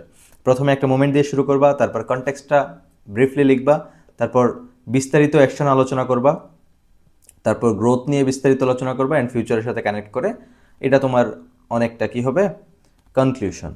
ফিউচারের সাথে কানেক্ট করে কনক্লুশন দিয়ে দিবা, দ্যাটস ইট। সো এখানে যদি আমি প্যারাগ্রাফ হিসাব করি, মোমেন্ট হবে তোমার 1 প্যারাগ্রাফ, কনটেক্সট হবে 1 প্যারাগ্রাফ, অ্যাকশন তুমি 1 থেকে 2টা প্যারাগ্রাফের মধ্যে আনতে পারো, গ্রোথ তুমি 1 থেকে 2টা প্যারাগ্রাফের মধ্যে নিয়ে আসতে পারো, ফিউচার একটা প্যারাগ্রাফ। সো এখানে প্যারাগ্রাফ হবে 1, 2, 3, 4, 5টা, অথবা আরও 2টা অ্যাড করো 7টা। 5 থেকে 7টা প্যারাগ্রাফের মধ্যে তোমার এসেটা কমপ্লিট করার চেষ্টা করবে। অ্যান্ড আইসিসিআর এসের জন্য টোটাল ওয়ার্ড কাউন্ট হচ্ছে 500। সো 450 থেকে 500-এর মধ্যে তোমার এসেটা রাখার চেষ্টা করবা। 450-র নিচে হয়ে গেলে অনেক সময় এটা আন্ডার ডেভেলপড মনে হবে, আর 500-র বেশি হয়ে গেলে মনে হবে যে এটা অ্যাকচুয়ালি পোর্টালেই নিবে না 500-র বেশি হয়ে গেলে। আর যখন 500-র বেশি লিখে ফেলবা, তখন অ্যাকচুয়ালি এসেটা সাজাইতে বা স্ট্রাকচারটা মেনটেন করতে একটু টাফ হয়ে যাবে। সো 450 থেকে, বা তুমি আরও কমাইতে চাইলে 430 থেকে 500-র মধ্যে তোমার এসে টোটাল ওয়ার্ড কাউন্ট রাখবা। এর বেশি বা এর কম রাখতে যাবা না। ওকে, সো এই ছিল আইসিসিআর স্কলারশিপের এসে বৃত্তান্ত, কীভাবে এই 5টা স্টেপ ফলো করে তুমি এসে লিখবা। নেক্সট ভিডিওতে, এটা হচ্ছে পার্ট 1, পার্ট 2-তে আমরা একটা এসের এক্সাম্পল দেখবো, অ্যান্ড ওই এসেতে কিভাবে এই 5 স্টেপস ফ্রেমওয়ার্ক ইউজ করা হয়েছে তা ভেঙে ভেঙে তোমাদেরকে দেখাবো। যাদের অলরেডি ইংলিশে মোটামুটি ভালো দখল আছে, তোমরা জেনে গেছো কিভাবে তোমাদের এসেটা লিখতে হবে, এই 5 স্টেপস ফ্রেমওয়ার্ক ইউজ করে তোমরা তোমাদের এসেটা লিখে ফেলবে। যেহেতু আমরা আগের ভিডিওতে অর্থাৎ পার্ট এতে কোনো প্র্যাকটিক্যাল এসে নিয়ে আলোচনা করিনি, কোনো এক্সাম্পল নিয়ে আলোচনা করিনি, এই ভিডিওতে আমি একটা এসের এক্সাম্পল নেব এবং প্রত্যেকটা পার্ট ওই 5 স্টেপস ফ্রেমওয়ার্কের প্রত্যেকটা পার্ট সুন্দর করে ব্রেকডাউন করে দেখাবো, যাতে করে তুমি তোমার এসেটা একদম সিম্পলি লিখে ফেলতে পারো এই 5 স্টেপস ফ্রেমওয়ার্ক ফলো করে। সো তুমি যদি আগের ভিডিওটা না দেখে থাকো অর্থাৎ পার্ট এ না দেখে থাকো, দেন অবশ্যই পার্ট এটা দেখে আসবে, আদারওয়াইজ তুমি এই ভিডিওটা অর্থাৎ পার্ট 2 এর ভিডিওটা খুব ভালো করে বুঝতে পারবে না। সো চলো শুরু করা যাক। সো আমরা 5 স্টেপস যে ফ্রেমওয়ার্কটা আছে এই ফ্রেমওয়ার্কটা ইউজ করে এখন একটা এসের এক্সাম্পল দেখব। আমরা দেখব যে কিভাবে ওই 5 স্টেপস ফ্রেমওয়ার্ক ইউজ করে একটা এসে লেখা যায়। একদম প্রত্যেকটা স্টেপস ভেঙে ভেঙে আমি তোমাদেরকে দেখানোর চেষ্টা করব। এর আগে বলে নেই আমি যে এসেটা লিখবো এই এসেটা কিসের উপর বেস করে লিখবো। ফার্স্ট অফ অল একটা স্টুডেন্ট, আমি স্টোরিটা বলছি, ওই স্টোরির উপর বেস করে আসলে এসেটা লেখা হবে। একটা স্টুডেন্ট যে এসএসসিতে অনেক ভালো রেজাল্ট করেছিল, এইচএসসিতেও তার প্রিপারেশন মোটামুটি ভালো ছিল, বাট পরীক্ষার 1 মাস আগে সে মারাত্মক লেভেলের অসুস্থ হয়ে যায়, অ্যান্ড যেই কারণে দেখা যায় যে তার প্রিপারেশন খুব একটা ভালো হয়নি অ্যান্ড সে রেজাল্ট খারাপ করে। তার ইচ্ছা ছিল মেডিকেল কলেজগুলোতে অ্যাডমিশন টেস্ট দেওয়ার, অ্যাডমিশন টেস্টের জন্য সে এলিজিবল হয়নি, অ্যান্ড এই কারণে সে বুঝতে পারে যে অ্যাকচুয়ালি তুমি যদি ট্রাই করো যে 1 মাস 2 মাস আগে বেশ ভালোভাবে প্রিপারেশন নিয়ে বেশ ভালো রেজাল্ট করব, এটা আসলে হয় না।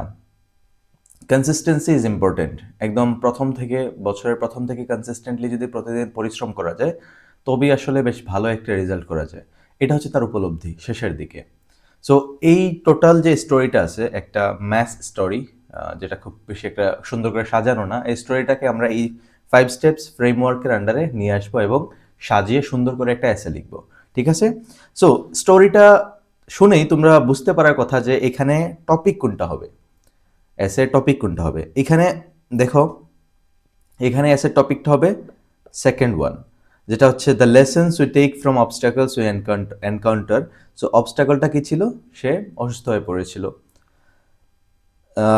Can be fundamental to later success. ওই অবস্টাকলের কারণে তার যে উপলব্ধি হয়েছিল ওইটা পরবর্তীতে সাকসেসের জন্য একটা ফান্ডামেন্টাল হইতে পারে। So recount a time when you faced a challenge, setback or failure. ফেইলিওরটা কী ছিল? সে ভালো রেজাল্ট করতে পারেনি। চ্যালেঞ্জটা কী ছিল? সে লাইক ভালোভাবে প্রিপারেশন নিতে পারেনি, অসুস্থ হয়ে যায়। সো এর যে কোনো একটা এখানে থাকলেই হবে, ফেইলিওর, সেটব্যাক অর চ্যালেঞ্জ, যেটা নিয়ে লিখতে পারা যাবে সেটা। যাই হোক, এটা হচ্ছে আমাদের টপিক অ্যান্ড আমরা আমাদের স্টোরি নিয়েও clear. So now it's time to write the essay. So 5 steps ফ্রেমওয়ার্কটা তোমাদের মনে আছে তো? যদি না মনে থাকে দেন অবশ্যই, অ্যাকচুয়ালি মনে থাকার কথা যদি তুমি প্রথম পার্টটা দেখে আসো। সো আমাদের স্টেপ 1টা ছিল খুবই সিম্পল, স্টার্ট উইথ এ হোক। একটা start with a specific moment. So মোমেন্টটা খুবই সিম্পল ছিল, the week before my HSC examinations my study table was organised with revision notes arranged subject by subject. Instead of reviewing them as planned, I was lying in bed with typhoid. খুব সুন্দরভাবে একটা scenario এখানে তুলে ধরা হয়েছে। তুমি ছোটবেলায় যখন ছোটবেলায় না, এখনো পড়তে পারো উপন্যাস বা গল্প পড়তে, তখন মনে করে দেখো তুমি শুধু গল্পটা পড়তে না, তুমি অ্যাকচুয়ালি ওই গল্পটা কল্পনা করতে, পড়ার সাথে সাথে কল্পনাও করতে। হ্যাঁ, আমার মনে আছে আমি যখন 1000 বছর ধরে পড়েছিলাম, 1000 বছর ধরে উপন্যাসটা, like it was so amazing. Like আমি পুরোটা সিনারিও কল্পনা করতে পারতেছিলাম যে কি হচ্ছে না হচ্ছে, লাইক এত সুন্দর করে ওটা লেখা হয়েছিল। তো তোমাকে অ্যাকচুয়ালি এরকমভাবে প্রথম স্টার্টিংটা করতে হবে, যাতে যে প্যানেল মেম্বার থাকবেন, যারা রিভিউয়ার যারা থাকবেন, তারা যাতে অ্যাটলিস্ট কিছুটা হলেও কল্পনা করতে পারে যে অ্যাকচুয়ালি কাহিনীটা কী ছিল। ঠিক আছে?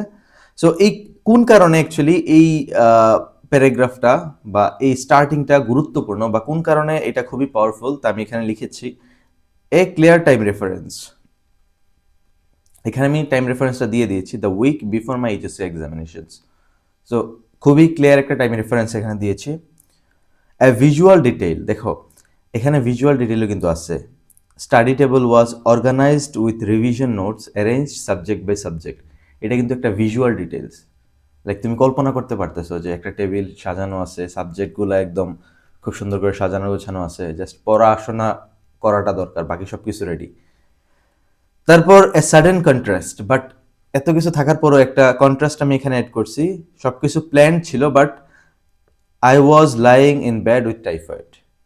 সো এই তিনটা জিনিস তুমি ট্রাই করবা তোমার স্টার্টিংয়ে, ইন্ট্রোডাকশনে, তোমার এসের ইন্ট্রোডাকশনে অ্যাড করার জন্য, ঠিক আছে? এটা হচ্ছে আমার এসের স্টার্টিং। এরপর আরও 2-4 লাইন আসবে, আমরা শেষের দিকে পুরো এসেটা দেখব, তখন দেখতে পারবা যে আসলে পুরো এসেটা কীরকম। ওকে, সো এখানে প্রথম ইন্ট্রোডাকশনে 2-4টা বিষয় একটু খেয়াল রাখবা। একটা হচ্ছে নো জেনারেল ইন্ট্রোডাকশন।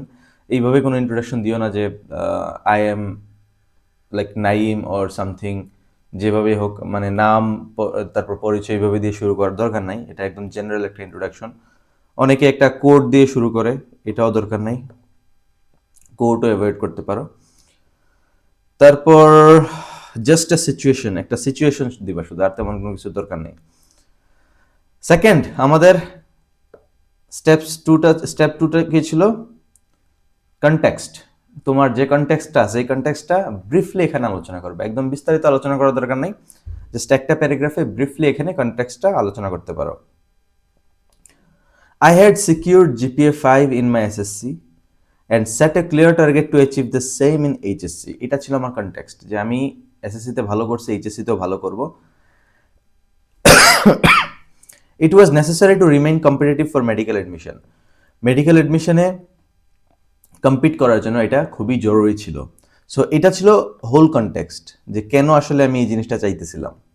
বুঝতে পারছো? এটা হচ্ছে কনটেক্সট। এখানে আমি বিস্তারিত আলোচনা করিনি, জাস্ট কনটেক্সটটা কীভাবে শুরু হবে আমি এটা দেখিয়ে দিয়েছি তোমাদেরকে। আমরা শেষের দিকে যখন পুরো এসেটা দেখব, পুরো এসেটা অ্যানালাইজ করব, তখন বুঝতে পারবা যে অ্যাকচুয়ালি পুরো প্যারাগ্রাফটা কীরকম হয়েছে, ঠিক আছে? Here the essay explains the academic goal. এখানে কনটেক্সটে আমাদের কি একাডেমিক গোল চলে আসছে, প্রিভিয়াস অ্যাচিভমেন্ট চলে আসছে, তারপর হোয়াই এইচএসসি রেজাল্ট ম্যাটার্ড, কেন অ্যাকচুয়ালি এইচএসসি রেজাল্টটা গুরুত্বপূর্ণ ছিল, এই প্রত্যেকটা বিষয় এখানে সুন্দর করে চলে আসছে। বুঝতে পারছো? Okay, next, show action.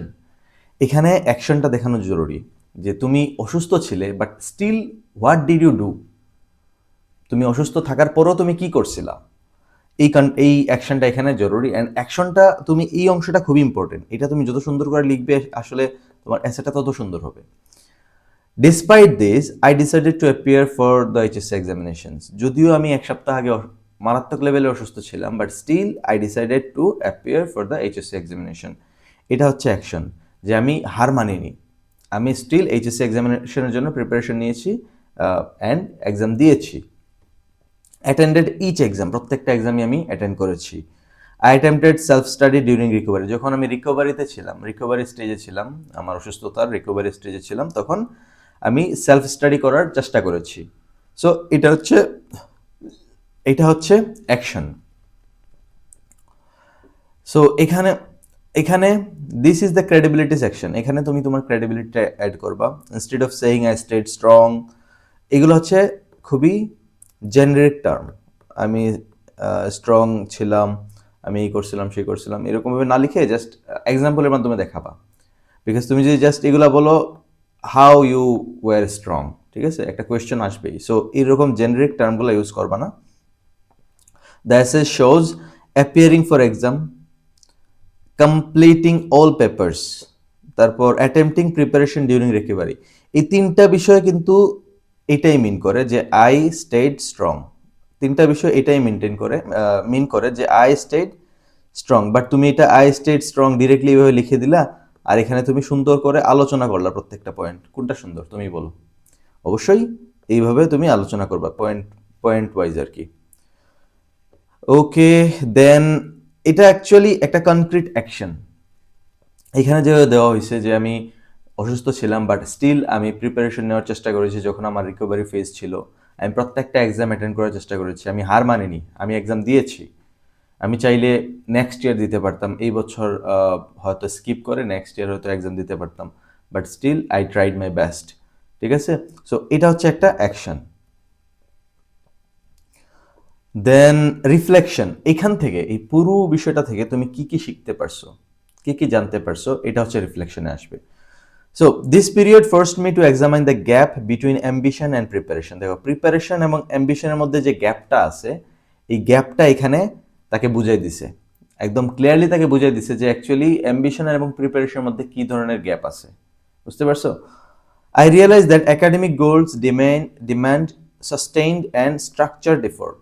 So academic goal, তোমার যদি কোনো একাডেমিক গোল থাকে, এটা জাস্ট কেবল 1 মাস বা 1 সপ্তাহের প্রিপারেশনে যে তুমি একদম খুব ভালো কিছু করে ফেলতে পারবে এর আসলে গ্যারান্টি নাই, বা এটা আসলে almost impossible. So academic goals demand sustained and structured effort. তোমার একটা স্ট্রাকচার্ড এফোর্ট থাকতে হবে, তোমার একটা সাস্টেইনড এফোর্ট থাকতে হবে, তোমার মধ্যে কনসিস্টেন্সি থাকতে হবে। Okay, now the essay moves beyond the event. So এই ক্ষেত্রে অ্যাকচুয়ালি শুধু ইভেন্ট না, আমরা আগ পর্যন্ত লাইক এই রিফ্লেকশনের আগ পর্যন্ত আমরা কোথায় ছিলাম? শুধুমাত্র ইভেন্টে ছিলাম, যে কি কি হয়েছিল, কি কি অ্যাকশন নিয়েছিলাম, সব কিছু। বাট এখন এই রিফ্লেকশন যখন তুমি অ্যাড করছো, এটা আসলে শুধু একটা কি ইভেন্টের মধ্যে সীমাবদ্ধ না, শুধু একটা স্টোরির মধ্যে সীমাবদ্ধ না, এখানে তোমার লার্নিংটাও অ্যাড করা হয়েছে, যে তুমি কি শিখতে পারছো and how can you apply this in your life. বুঝতে পারছো? Then the mismatch between ambition and preparation. Ambition এবং প্রিপারেশনের মধ্যে যে মিসম্যাচটা আছে, ওইটা কি, এটা আসলে এই এসেতে সুন্দর করে লাইক এই রিফ্লেকশনের পার্টে সুন্দর করে বোঝানো হয়েছে, যে স্টুডেন্টটা আসলেই সে উপলব্ধি করতে পারছে যে অ্যাম্বিশন এবং প্রিপারেশনের মধ্যে গ্যাপ আছে। অ্যাম্বিশন থাকলেই চলবে না, এর জন্য একটা স্ট্রাকচার্ড প্রিপারেশন থাকতে হবে। Then the need for structured planning এর দরকার কেন? And health as part of responsibility. Health ও রেসপন্সিবিলিটির একটা অংশ, তোমাকে অবশ্যই তোমার হেলথের টেক কেয়ার করতে হবে, নয়তো যে কোনো সময় তুমি অসুস্থ হয়ে গেলা, দেখা গেল যে তোমার পরবর্তী একটা ইভেন্টের জন্য তুমি পিছিয়ে গেছো।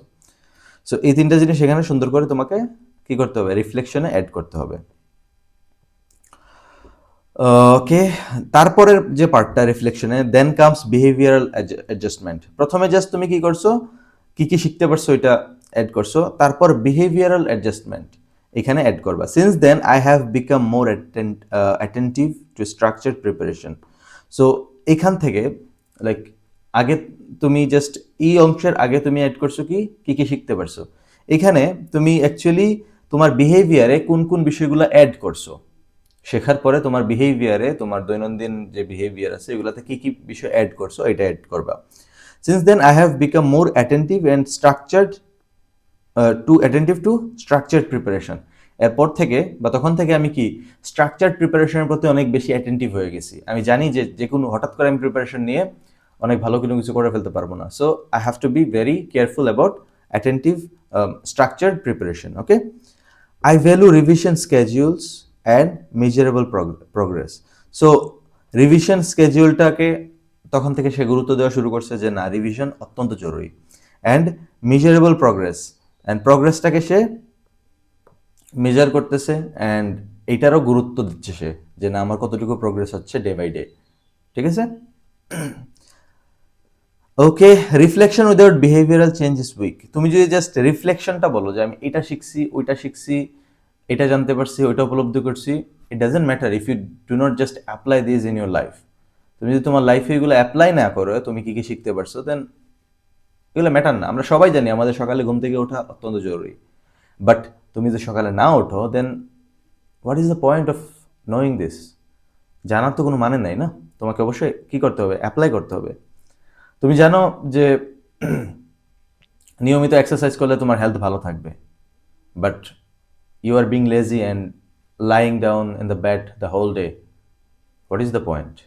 জানলেই তো হবে না, ঠিক না? মানতে হবে। Then final part, step 5, connect to future. এটা ছিল স্টেপ 4, এখানে আমি লিখি নাই। কানেক্ট টু ফিউচার, ফিউচারের সাথে কিভাবে তুমি তোমার এই স্টোরিটাকে, এই রিফ্লেকশনটাকে, এই বিহেভিয়ারাল চেঞ্জগুলোকে কানেক্ট করবে, এটা হচ্ছে আমাদের ফাইনাল যে স্টেপ আছে ওইটা। অ্যাকচুয়ালি এটা তোমার কনক্লুশনই হবে, কনক্লুশন এটাই হবে। ঠিক আছে? An opportunity through the ICCS scholarship would provide a structured academic environment where I can apply these lessons. So আইসিসির স্কলারশিপের আন্ডারে আমি যে একটা স্ট্রাকচার্ড একাডেমিক এনভায়রনমেন্ট পাবো, সেখানে আমি এই লেসেন্সগুলো অবশ্যই অ্যাপ্লাই করতে পারবো। ঠিক আছে? This is future alignment. So ফিউচারে তুমি এই কাজগুলো বা তুমি আগে থেকে যেগুলো শিখছো, তোমার যে বিহেভিয়ারাল চেঞ্জগুলো হয়েছে, এগুলো তুমি ফিউচারের আইসিসিএস স্কলারশিপ পাওয়ার পরে ওইটার সাথে তুমি কি করতে পারবা, অ্যালাইন করে আর কি। জাস্ট একটা পয়েন্ট লিখছো যে ওই আইসিসিএস স্কলারশিপ পাওয়ার পরে আমি যে এনভায়রনমেন্টটা পাবো, একাডেমিক এনভায়রনমেন্টটা, ওইখানে আমি আমার এই বিহেভিয়ারাল চেঞ্জেসগুলা এবং এই লেসনগুলা কি করতে পারবো, অ্যাড করতে পারবো বা অ্যাপ্লাই করতে পারবো। এটা হচ্ছে ফিউচার অ্যালাইনমেন্টস।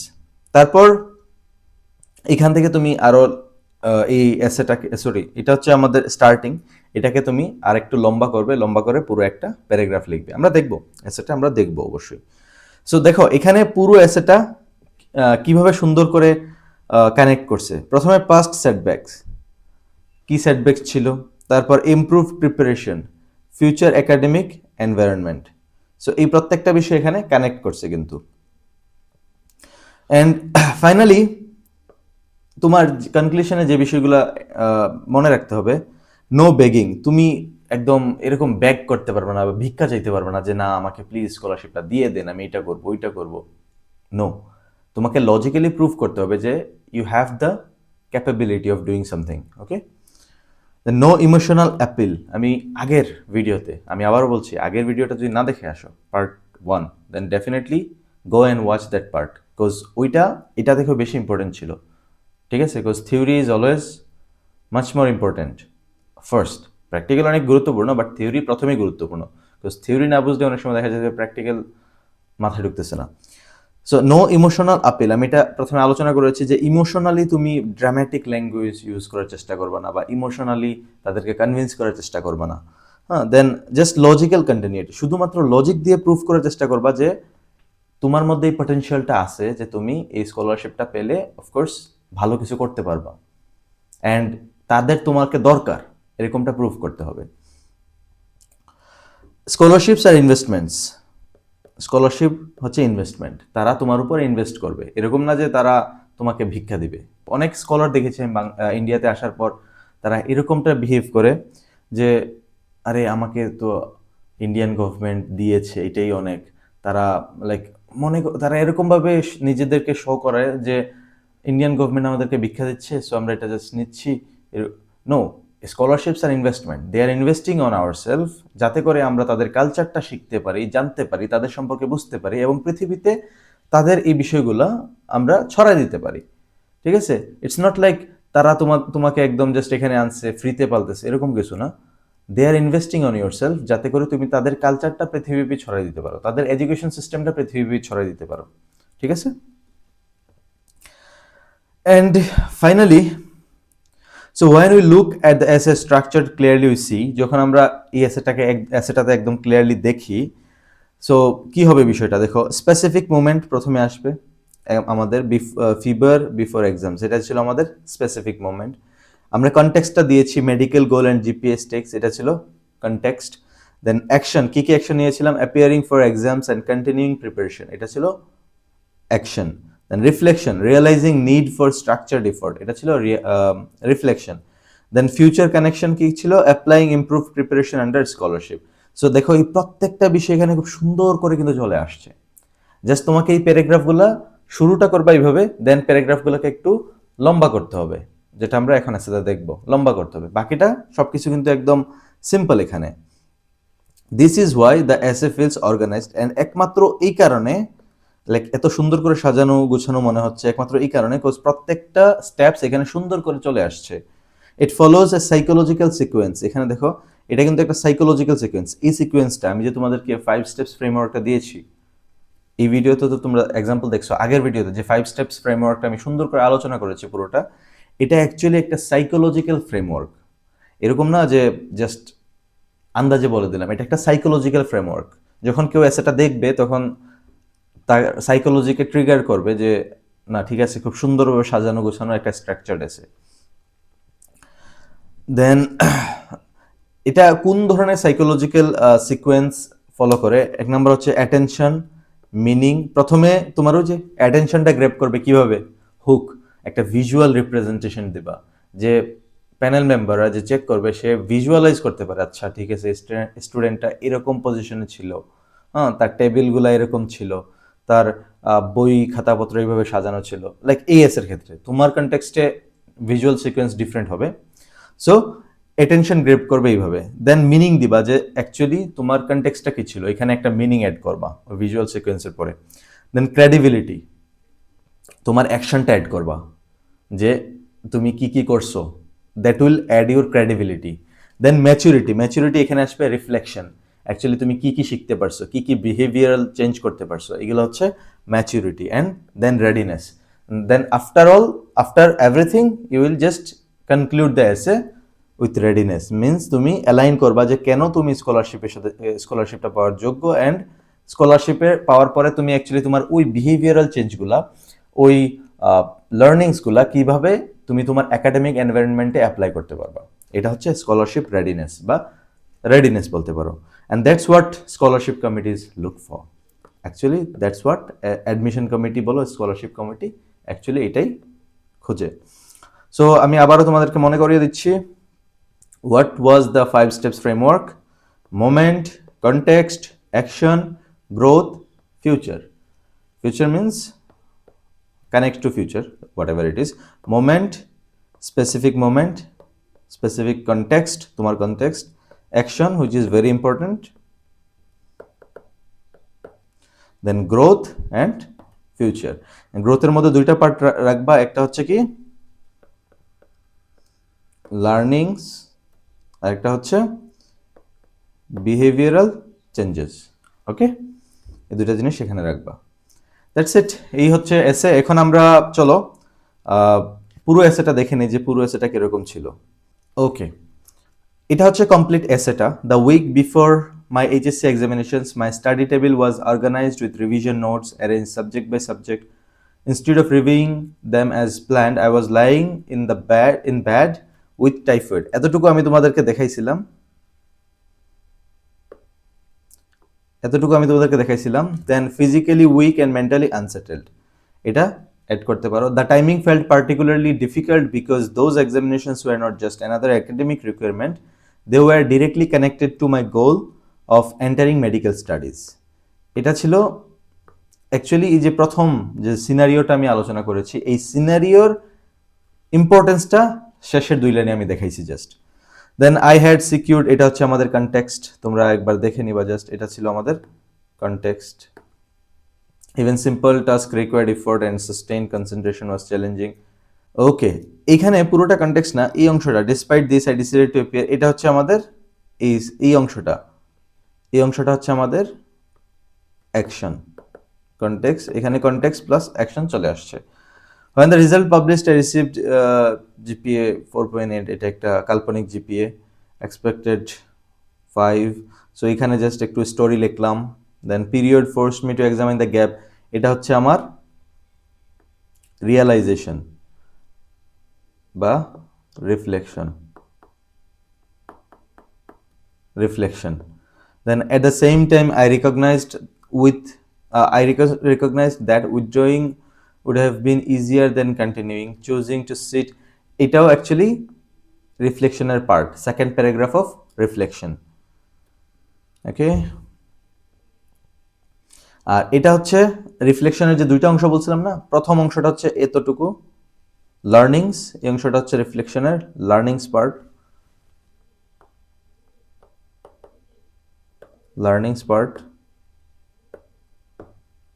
আর এই অংশটা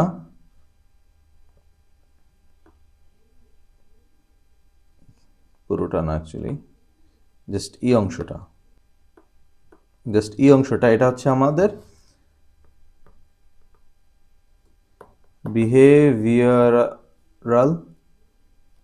বিহেভিয়ারাল কি চেঞ্জেস বা অ্যাডজাস্টমেন্ট, কি কি বিহেভিয়ারাল অ্যাডজাস্টমেন্ট হয়েছে। And finally this is our future alignment বা ফিউচার কানেকশন। ওকে, সো এই ছিল কমপ্লিট এসেটা। তোমরা একবার পজ করে দেখে নিতে পারো, তোমাদেরকে সুযোগ দিচ্ছি। আমি অবশ্য শুন 2-1 দিনের মধ্যে তোমাদেরকে 5-6টা বা 7টা এসের একটা কি দিব, আমি এটা রেডি করতেছি, একটা স্যাম্পলের একটা PDF দিয়ে দিব কোনো একটা শর্টস বা কোনো একটা ছোট ভিডিওর মাধ্যমে। সো এই এসেটা তোমরা এখান থেকে একবার জাস্ট দেখে নিতে পারো। এইখানে একটা স্ক্রিনশট নিতে পারো অ্যান্ড এখানে আরেকটা স্ক্রিনশট নিতে পারো অ্যান্ড এখানে একটা স্ক্রিনশট নিতে পারো। সো এই ছিল আমাদের আইসিসিআর স্কলারশিপ এসে রাইটিং এর একটা কমপ্লিট গাইডলাইন। আমি পার্ট এ তে আলোচনা করেছিলাম কিভাবে তুমি একটা এসে লিখবে, স্ট্রাকচার কিভাবে বানাবে, টোটাল থিওরি আলোচনা করেছিলাম। অ্যান্ড পার্ট বি তে আমি তোমাদেরকে দেখিয়ে দিয়েছি কিভাবে তুমি অ্যাকচুয়ালি ওই 5 স্টেপস ফ্রেমওয়ার্ক, যেটা আমি পার্ট এতে আলোচনা করেছিলাম, যে থিওরিটা আমি পার্ট এতে আলোচনা করেছিলাম, ওই 5 স্টেপস ফ্রেমওয়ার্ক কিভাবে ব্যবহার করে তুমি একটা কমপ্লিট এসে লিখবে, একটা কমপ্লিট স্টোরি বিল্ড আপ করবে। ওকে, আশা করি তোমাদের এসে নিয়ে আর কোনো কনফিউশন থাকবে না। Still if you have any confusion then comment below. Okay, and আমার ফেসবুক অ্যান্ড ইনস্টাগ্রাম পেজও ফলো করে রাখবে। আমি চাইবো আগামী 2-4 দিনের মধ্যে, 2-4 দিন, হয়তো 2 দিন বা 3 দিন লাগতে পারে, হায়েস্ট 4 দিন লাগার কথা না, এর মধ্যে আমি তোমাদেরকে একটা 5টা বা 6টা বা 7টা এসের স্যাম্পল একটা গুগল ড্রাইভ লিংক দিয়ে দেওয়ার জন্য। আইসিসিআর স্কলারশিপে অ্যাপ্লিকেশন করার জন্য যে এসেটা লিখতে হয়, ওই এসের বেশ কয়েকটা স্যাম্পল আমি আমার গুগল ড্রাইভে আপলোড করেছি। অ্যান্ড একটা সিম্পল প্রসেসের মাধ্যমে তুমি ওই ড্রাইভ লিঙ্কটা পেয়ে যেতে পারো। আমি আমার ফেসবুক এবং ইনস্টাগ্রামে একটা অটোমেশন সেট করে রাখছি। সো তুমি যদি এসে এর ড্রাইভ লিঙ্কটা পেতে চাও, দেন আমার ফেসবুক পেজ অথবা ইনস্টাগ্রাম পেজ যে কোনো একটা গেলেই চলবে। দেন ওই পেজটা ফলো করতে হবে অ্যান্ড ওই পেজের যে কোনো পোস্টের কমেন্টে SWTU লিখে কমেন্ট করবা। স্পেলিংটা হবে SWTU। দেন অটোমেটিক্যালি ওই স্যাম্পল এসেগুলার ড্রাইভ লিঙ্ক তোমার ইনবক্সে চলে যাবে। অনেকে বলতে পারো যে আমি ডিরেক্টলি লিঙ্কটা দিয়ে দিলেই তো পারি, কেন অটোমেশন সেট করে রাখছি? দেখো, আমি যদি ডিরেক্টলি লিঙ্ক অ্যাড করে দেন পোস্ট করি, আমি চেক করে দেখেছি পোস্টের রিচ অনেক কমে যায়, যার কারণে ম্যাক্সিমাম স্টুডেন্টের কাছে পৌঁছায় না এটা। অ্যান্ড যেহেতু আমি আমার ড্রাইভ লিঙ্ক দিচ্ছি, সো আমারও সিকিউরিটির ব্যাপার আছে। তাই যাদের রিয়েলি এসে দরকার, আমি চাই জাস্ট তাদের কাছে এটা পৌঁছাক। তাই তোমার যদি রিয়েলি এসের স্যাম্পলগুলো দরকার পড়ে, জাস্ট তুমি ফেসবুক অথবা ইনস্টাগ্রাম যে কোনো একটা পেজে যাও, পেজটা ফলো করো অ্যান্ড যে কোনো পোস্টে SWTU লিখে কমেন্ট করে দাও, তোমার ইনবক্সে এসের স্যাম্পলগুলো চলে যাবে। বাংলাদেশের স্টুডেন্টরা দুইটা ভিন্ন ভিন্ন উপায়ে বা দুইটা ভিন্ন ভিন্ন স্কিমের আন্ডারে আইসিসিআর স্কলারশিপ পেয়ে থাকে। একটা হচ্ছে আইসিসিআর জেনারেল স্কলারশিপ, আরেকটা হচ্ছে আইসিসিআর আয়ুষ স্কলারশিপ, যা সম্পর্কে আমি এখন আলোচনা করব। দুইটা স্কলারশিপের বা দুইটা স্কিমের সার্কুলার কিন্তু একসাথে আসে না। সাধারণত আইসিসিআর জেনারেল স্কলারশিপের সার্কুলার ফেব্রুয়ারি মার্চের দিকে আসে। ফেব্রুয়ারি 20 তারিখ থেকে মার্চের ফার্স্ট উইকের মধ্যে, এই পিরিয়ডের মধ্যে অ্যাকচুয়ালি আইসিসিআর জেনারেল স্কলারশিপের সার্কুলারটা আসে। অ্যান্ড আইসিসিআর আয়ুষের সার্কুলার আরও পরে, অর্থাৎ মে জুনের দিকে আসে। অ্যান্ড আরেকটা গুরুত্বপূর্ণ বিষয় হচ্ছে, একই সাথে অর্থাৎ একই সেশনে তুমি আইসিসিআর জেনারেল এবং আইসিসিআর আয়ুষ দুইটা স্কিমে অ্যাপ্লিকেশন করতে পারবে না। আইদার তোমাকে আইসিসিআর জেনারেল স্কিমটা চুজ করতে হবে, নয়তো আইসিসিআর আয়ুষ স্কিমটা চুজ করতে হবে। আইসিসিআর জেনারেলে অনেকগুলো সাবজেক্টে অ্যাপ্লিকেশন করার সুযোগ থাকে, engineering, pharmacy, science, arts, music, drama, etcetera etcetera. But ICCR আয়ুষে বেশ সীমাবদ্ধতা রয়েছে। সো এই ভিডিওতে আমি আইসিসিআর আয়ুষ সম্পর্কে বিস্তারিত আলোচনা করব। কোন কোন সাবজেক্টে অ্যাপ্লিকেশন করতে পারবে, কারা কারা অ্যাপ্লিকেশন করতে পারবে, সুযোগ সুবিধাগুলো কি কি এবং অসুবিধাগুলো কি কি, অ্যান্ড ফাইনালি অ্যাকচুয়ালি অ্যাপ্লিকেশন করার ক্ষেত্রে কতটুকু ডিফারেন্স আছে আইসিসিআর আয়ুষ এবং আইসিসিআর জেনারেলের মধ্যে, তা নিয়ে বিস্তারিত আলোচনা করব। সো আইসিসিআর আয়ুষে তুমি মাত্র 5টা সাবজেক্টে অ্যাপ্লিকেশন করতে পারবে। সাবজেক্টগুলোর নাম অ্যাকচুয়ালি আয়ুষ শব্দের মধ্যেই আছে। A is for Ayurveda, Y is for yoga and naturopathy, U is for Unani, S for Siddha, H for homeopathy. So এই 5টা যে সাবজেক্ট আছে, এই 5টা সাবজেক্টে তুমি অ্যাপ্লিকেশন করতে পারবে। এই 5টা সাবজেক্টের আবার ব্যাচেলর, মাস্টার্স এবং পিএইচডি আছে। সো এই কোর্সগুলোতে তুমি অ্যাপ্লিকেশন করতে পারবে। সাধারণত প্রতি বছর অনেক কম স্টুডেন্ট আয়ুষ স্কলারশিপের আন্ডারে সিলেক্টেড হয়, অ্যান্ড অনেকের কাছে এই স্কিমটা পরিচিত না, বিকজ সাবজেক্টগুলো বেশ আনফ্যামিলিয়ার সাবজেক্ট। অনেকে শখের বসে অল্টারনেটিভ মেডিসিন সিস্টেম নিয়ে পড়াশোনা করতে চায়, তাদের জন্য আয়ুষটা খুবই ভালো একটা অপশন। আদারওয়াইজ এটা যে খুব ভালো অপশন তাই আমি বলবো না। সো আইসিসিআর আয়ুষে অ্যাপ্লিকেশনের যোগ্যতা কি কি? দেখো, আইসিসিআর আয়ুষে নর্মালি তুমি সায়েন্স ব্যাকগ্রাউন্ড থেকে অ্যাপ্লিকেশন করতে হবে, তোমার এইচএসসি লেভেলে সায়েন্সই থাকতে হবে। তবে একটা অপশন আছে, যারা আর্টস বা কমার্সে লেখাপড়া করতেছে, একটা সাবজেক্ট আছে জাস্ট বিএ যোগা শাস্ত্র, যেটাতে খুব কম স্টুডেন্ট চান্স পেয়ে থাকে, রিয়ারলি 1-2 জন স্টুডেন্ট চান্স পেয়ে থাকে। তারপরেও তুমি যদি রিস্ক নিয়ে আর্টস থেকে বা কমার্স থেকে ওই সাবজেক্টে অ্যাপ্লিকেশন করতে চাও, দেন করতে পারো। আদারওয়াইজ বাকি যে সাবজেক্টগুলো আছে, বিএসসি ইন যোগা, আর বাকি যে অল্টারনেটিভ মেডিসিন সিস্টেমের যে সাবজেক্টগুলো আছে, BAMS অর্থাৎ bachelor in Ayurvedic medicine and surgery, BHMS bachelor in homeopathic medicine and surgery, BUMS bachelor in Unani medicine and surgery, then BSMS bachelor in Siddha medicine and surgery, এই প্রত্যেকটা সাবজেক্টে অ্যাপ্লিকেশন করার জন্য অবশ্যই তোমার সায়েন্স ব্যাকগ্রাউন্ড থাকতে হবে। সো এটা হচ্ছে ব্যাচেলর লেভেলে অ্যাপ্লিকেশন করার যোগ্যতা। অ্যান্ড একটা মজার বিষয় হচ্ছে ICCR জেনারেলে অ্যাপ্লিকেশন করার যেমন বয়সের বাধ্যবাধকতা আছে, ICCR আয়ুষে কিন্তু এরকম বয়সের বাধ্যবাধকতা নাই। সো অনেকে দেখা যায় যে ইউজি এবং পিজি কমপ্লিট করার পরও ICCR আয়ুষে BAMS কোর্স বা BHMS কোর্সে অ্যাপ্লিকেশন করতে পারে। এখন আসি, তুমি যদি মাস্টার্সে অর্থাৎ MD কোর্সে অ্যাপ্লিকেশন করতে চাও, তুমি যদি MD ইন আয়ুর্বেদা অর্থাৎ doctor of medicine in Ayurveda, doctor of medicine in homeopathy, doctor of medicine in Unani, এইসব সাবজেক্টে অ্যাপ্লিকেশন করতে চাও, দেন খুবই স্পেসিফিক ব্যাকগ্রাউন্ড থাকতে হবে, অর্থাৎ তোমাকে BAMS করা থাকতে হবে তুমি যদি MD ইন আয়ুর্বেদাতে অ্যাপ্লিকেশন করতে চাও, তোমাকে BHMS করা থাকতে হবে তুমি যদি MD ইন হোমিওপ্যাথি অ্যাপ্লিকেশন করতে চাও, তোমাকে BUMS করা থাকতে হবে তুমি যদি MD ইন ইউনানিতে অ্যাপ্লিকেশন করতে চাও। ইয়োগার ক্ষেত্রেও সেম, তুমি যদি মাস্টার্স ইন ইয়োগাতে অ্যাপ্লিকেশন করতে চাও তোমার BSc ইন ইয়োগা থাকতে হবে। সো এইগুলোই হচ্ছে অ্যাকচুয়ালি এলিজিবিলিটি। এই এলিজিবিলিটিগুলো যদি তোমার থাকে তুমি ICCR আয়ুষে অ্যাপ্লিকেশন করতে পারবে। এখন আসি সুযোগ সুবিধার বিষয়ে। ফার্স্ট অফ অল, ICCR আয়ুষে কম্পারেটিভলি স্টাইপেন্ডের পরিমাণটা একটু বেশি অ্যান্ড টাইমলাইনটাও বেশি। অ্যাকচুয়ালি ICCR আয়ুষের টাইমলাইন হচ্ছে লাইক তুমি যদি BAMS পড়তে চাও তোমাকে 5.5 বছর লেখাপড়া করতে হবে। নর্মালি ব্যাচেলর লেভেলের যে কোর্সগুলো আছে ওইগুলো 3 বছর বা 4 বছর হয়ে থাকে, বাট তুমি যদি আয়ুষে করতে চাও দেন প্রত্যেকটা কোর্স তোমাকে 5.5 বছরে ব্যাচেলর করতে হবে, অ্যাকসেপ্ট ইয়োগা, বিকজ ইয়োগার কোর্সগুলো সাধারণত 3 বছর বা 4 বছর হয়ে থাকে। মাস্টার্সের ক্ষেত্রে তোমাকে 3 বছর করতে হবে MD, PhDর ক্ষেত্রে আরো 3 বছর। সো কমপ্লিট যে টাইমলাইনটা তুমি যদি BAMS থেকে অর্থাৎ ব্যাচেলর থেকে PhD পর্যন্ত দেখো, দেন ICCR জেনারেল থেকে আয়ুষের টাইমলাইনটা কিন্তু অনেক বেশি লম্বা, বিকজ এখানে তোমাকে 6 বছর প্লাস 3 বছর প্লাস 3 বছর টোটাল 12 বছর লেখাপড়া করতে হবে তুমি যদি A to Z ডিগ্রি অর্থাৎ BAMS থেকে একদম PhD পর্যন্ত বা BUMS থেকে PhD পর্যন্ত করতে চাও। এখানে স্টাইপেন্ডের পরিমাণ কত? সাধারণত BAMS বা ব্যাচেলর লেভেলে স্টাইপেন্ডের পরিমাণ সমান থাকে, যেমনটা ICCR জেনারেলে 18,000 প্লাস হোস্টেল ফি, একইভাবে ICCR আয়ুষের ক্ষেত্রেও স্টাইপেন্ড এবং হোস্টেল ফি সেম থাকে। বাট ICCR আয়ুষের আন্ডারে যারা MD কোর্সে আসে তাদের জন্য স্টাইপেন্ডের পরিমাণটা বেড়ে যায়। তারা প্রতি মাসে 35 থেকে 36,000 রুপি স্টাইপেন্ড পেয়ে থাকে প্লাস হোস্টেল ফি, যেখানে মাস্টার্সে যারা আসে জেনারেলে তাদের 20-21 হাজারের মতো স্টাইপেন্ড থাকে। সো টোটাল স্টাইপেন্ডের পরিমাণ কত ব্যাচেলর, MD এবং PhD এর জন্য ICCR আয়ুষ স্কিমে আমি তা স্ক্রিনে লাগিয়ে দেবো, সেখান থেকে তোমরা দেখে নিতে পারো। এটাই হচ্ছে সবচেয়ে বড় সুযোগ সুবিধা অ্যাকচুয়ালি ICCR আয়ুষের। আর তুমি যদি অ্যাকচুয়ালি ডেডিকেটেড থাকো অল্টারনেটিভ মেডিসিন সিস্টেম বা ন্যাচারাল মেডিসিন সিস্টেমের প্রতি, তাইলে তুমি অনেক বেশি সুবিধা পাবা, বিকজ ইন্ডিয়াতে এই কোর্সগুলো যেসব ইউনিভার্সিটিতে করানো হয় ওই ইউনিভার্সিটিগুলো বেশ টপ নচ ইউনিভার্সিটিস থাকে এবং পড়াশোনার কোয়ালিটিও বেশ ভালো থাকে। সো এগুলো ছিল বেসিক সুযোগ সুবিধা। আর অসুবিধার কথা যদি আমি বলি, অ্যাকচুয়ালি সুবিধার থেকে অসুবিধার পরিমাণটা একটু বেশি, বিকজ বাংলাদেশে এখনো অল্টারনেটিভ মেডিসিন সিস্টেমগুলা ওই রকম ভাবে অথরাইজেশন পায় নাই। যারা অল্টারনেটিভ মেডিসিন নিয়ে দেশের বাইরে লেখাপড়া করতেছে তারা দেশে গিয়ে ভালোভাবে প্র্যাকটিস করতে পারতেছে না। That is the big problem actually. তাছাড়া জবের পরিমাণও বেশ কম অ্যান্ড তুমি ইন্ডিয়াতেও থেকে যেতে পারবা না। সো এটা বেশ বড় একটা অসুবিধা। বাট তুমি যদি ব্যবসা বাণিজ্য করতে চাও, বিকজ তুমি যখন আয়ুর্বেদ নিয়ে পড়বা, হোমিওপ্যাথি নিয়ে পড়বা, ইউনানি নিয়ে পড়বা, তুমি কসমেটিক্স বা কসমেটোলজির বেশ ভালো নলেজ অর্জন করতে পারবা। সো তুমি চাইলে বিজনেসের দিকে যেতে পারো, ওইটা একটা ভালো অপশন হতে পারে। বাট জব কেন্দ্রিক চিন্তা ভাবনা করলে বা প্র্যাকটিস কেন্দ্রিক চিন্তা ভাবনা করলে এটা বেশ বড়সড় একটা অসুবিধা।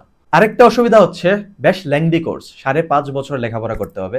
অ্যান্ড 5.5 বছর যেসব বিষয় নিয়ে লেখাপড়া করতে হবে ওই বিষয়গুলো তুমি জীবনে হয়তো কখনো পড়োই নাই। সো স্ট্রাগলটা বেশ বড়সড় পরিমাণে হয়ে যায়, তাই অনেকে টিকে থাকতে পারে না। ICCR আয়ুষ কোর্সে প্রতি বছর যারা আসে দেখা যায় যে 50% বা 60% স্টুডেন্ট ঝরে যায়, বাকিরা কোর্সটা কমপ্লিট করতে পারে। সো এটাও বিবেচনা করবে ICCR আয়ুষে অ্যাপ্লিকেশন করার আগে। এখন ICCR আয়ুষে অ্যাপ্লিকেশন প্রসেসটা কিরকম? দেখো, ICCR জেনারেলে এবং ICCR আয়ুষে অ্যাপ্লিকেশন প্রসেসটা এক্স্যাক্টলি সেম।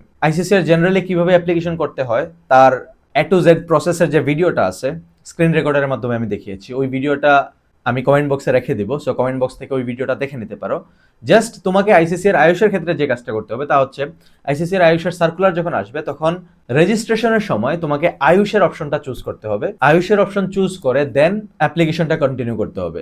এন্ড বাকি প্রসেস কিন্তু exactly same. University selection, course তুমি যেহেতু আয়ুষের অপশন চুজ করবা, সো ইউনিভার্সিটি সিলেকশনটাও বেশ ইজি হয়ে যাবে। সো সবকিছু এক্স্যাক্টলি সেম, জাস্ট তোমাকে রেজিস্ট্রেশনে একটু পরিবর্তন আনতে হবে।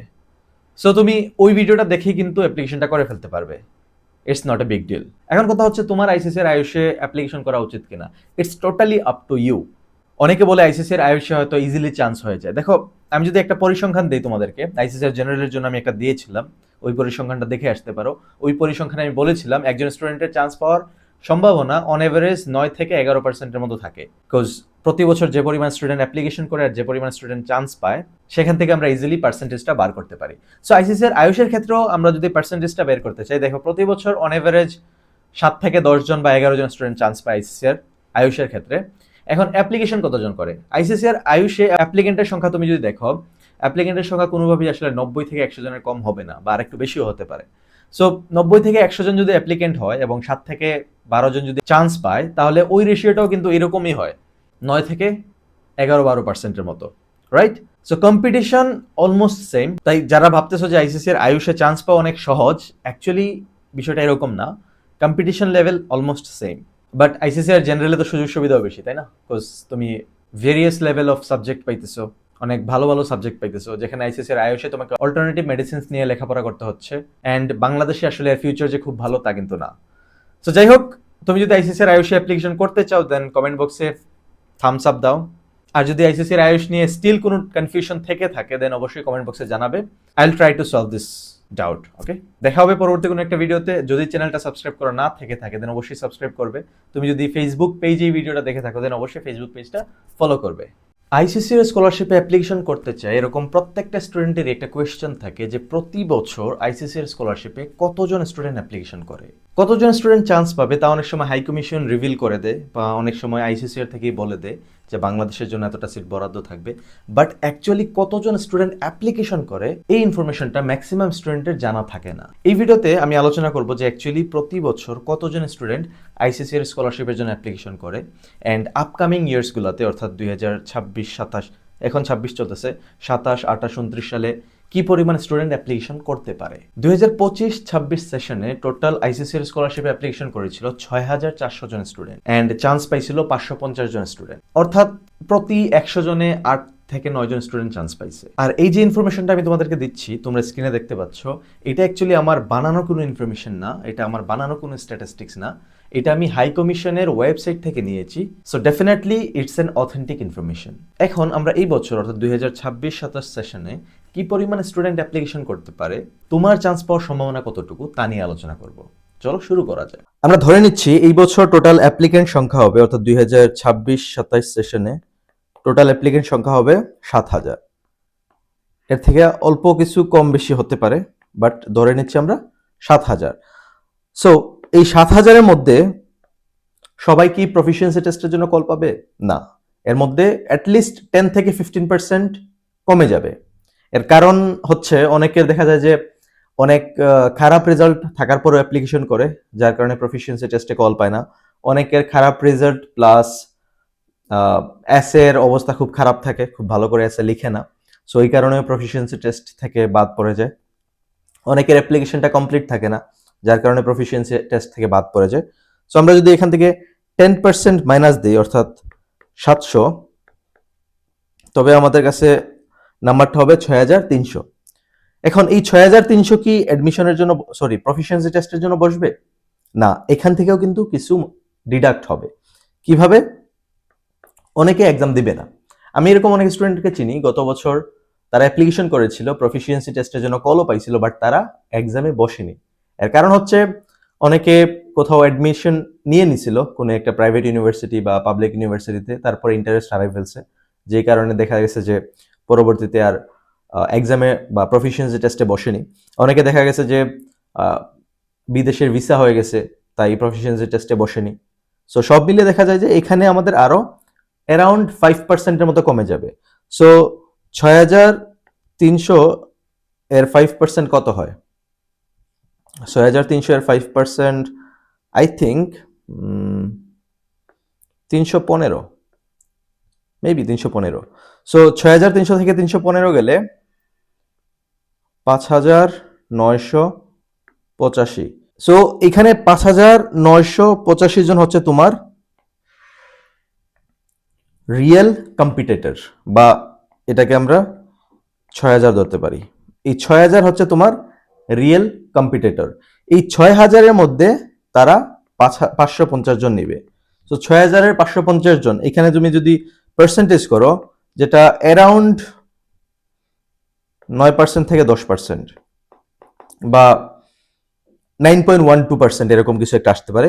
সো 9% থেকে 10% এর মধ্যে যদি তুমি থাকতে পারো, তুমি যদি 100 জনের মধ্যে বা 10 জনের মধ্যে একজন থাকো, তাইলে তোমার এই স্কলারশিপটা হয়ে যাওয়ার সম্ভাবনা অনেক বেশি।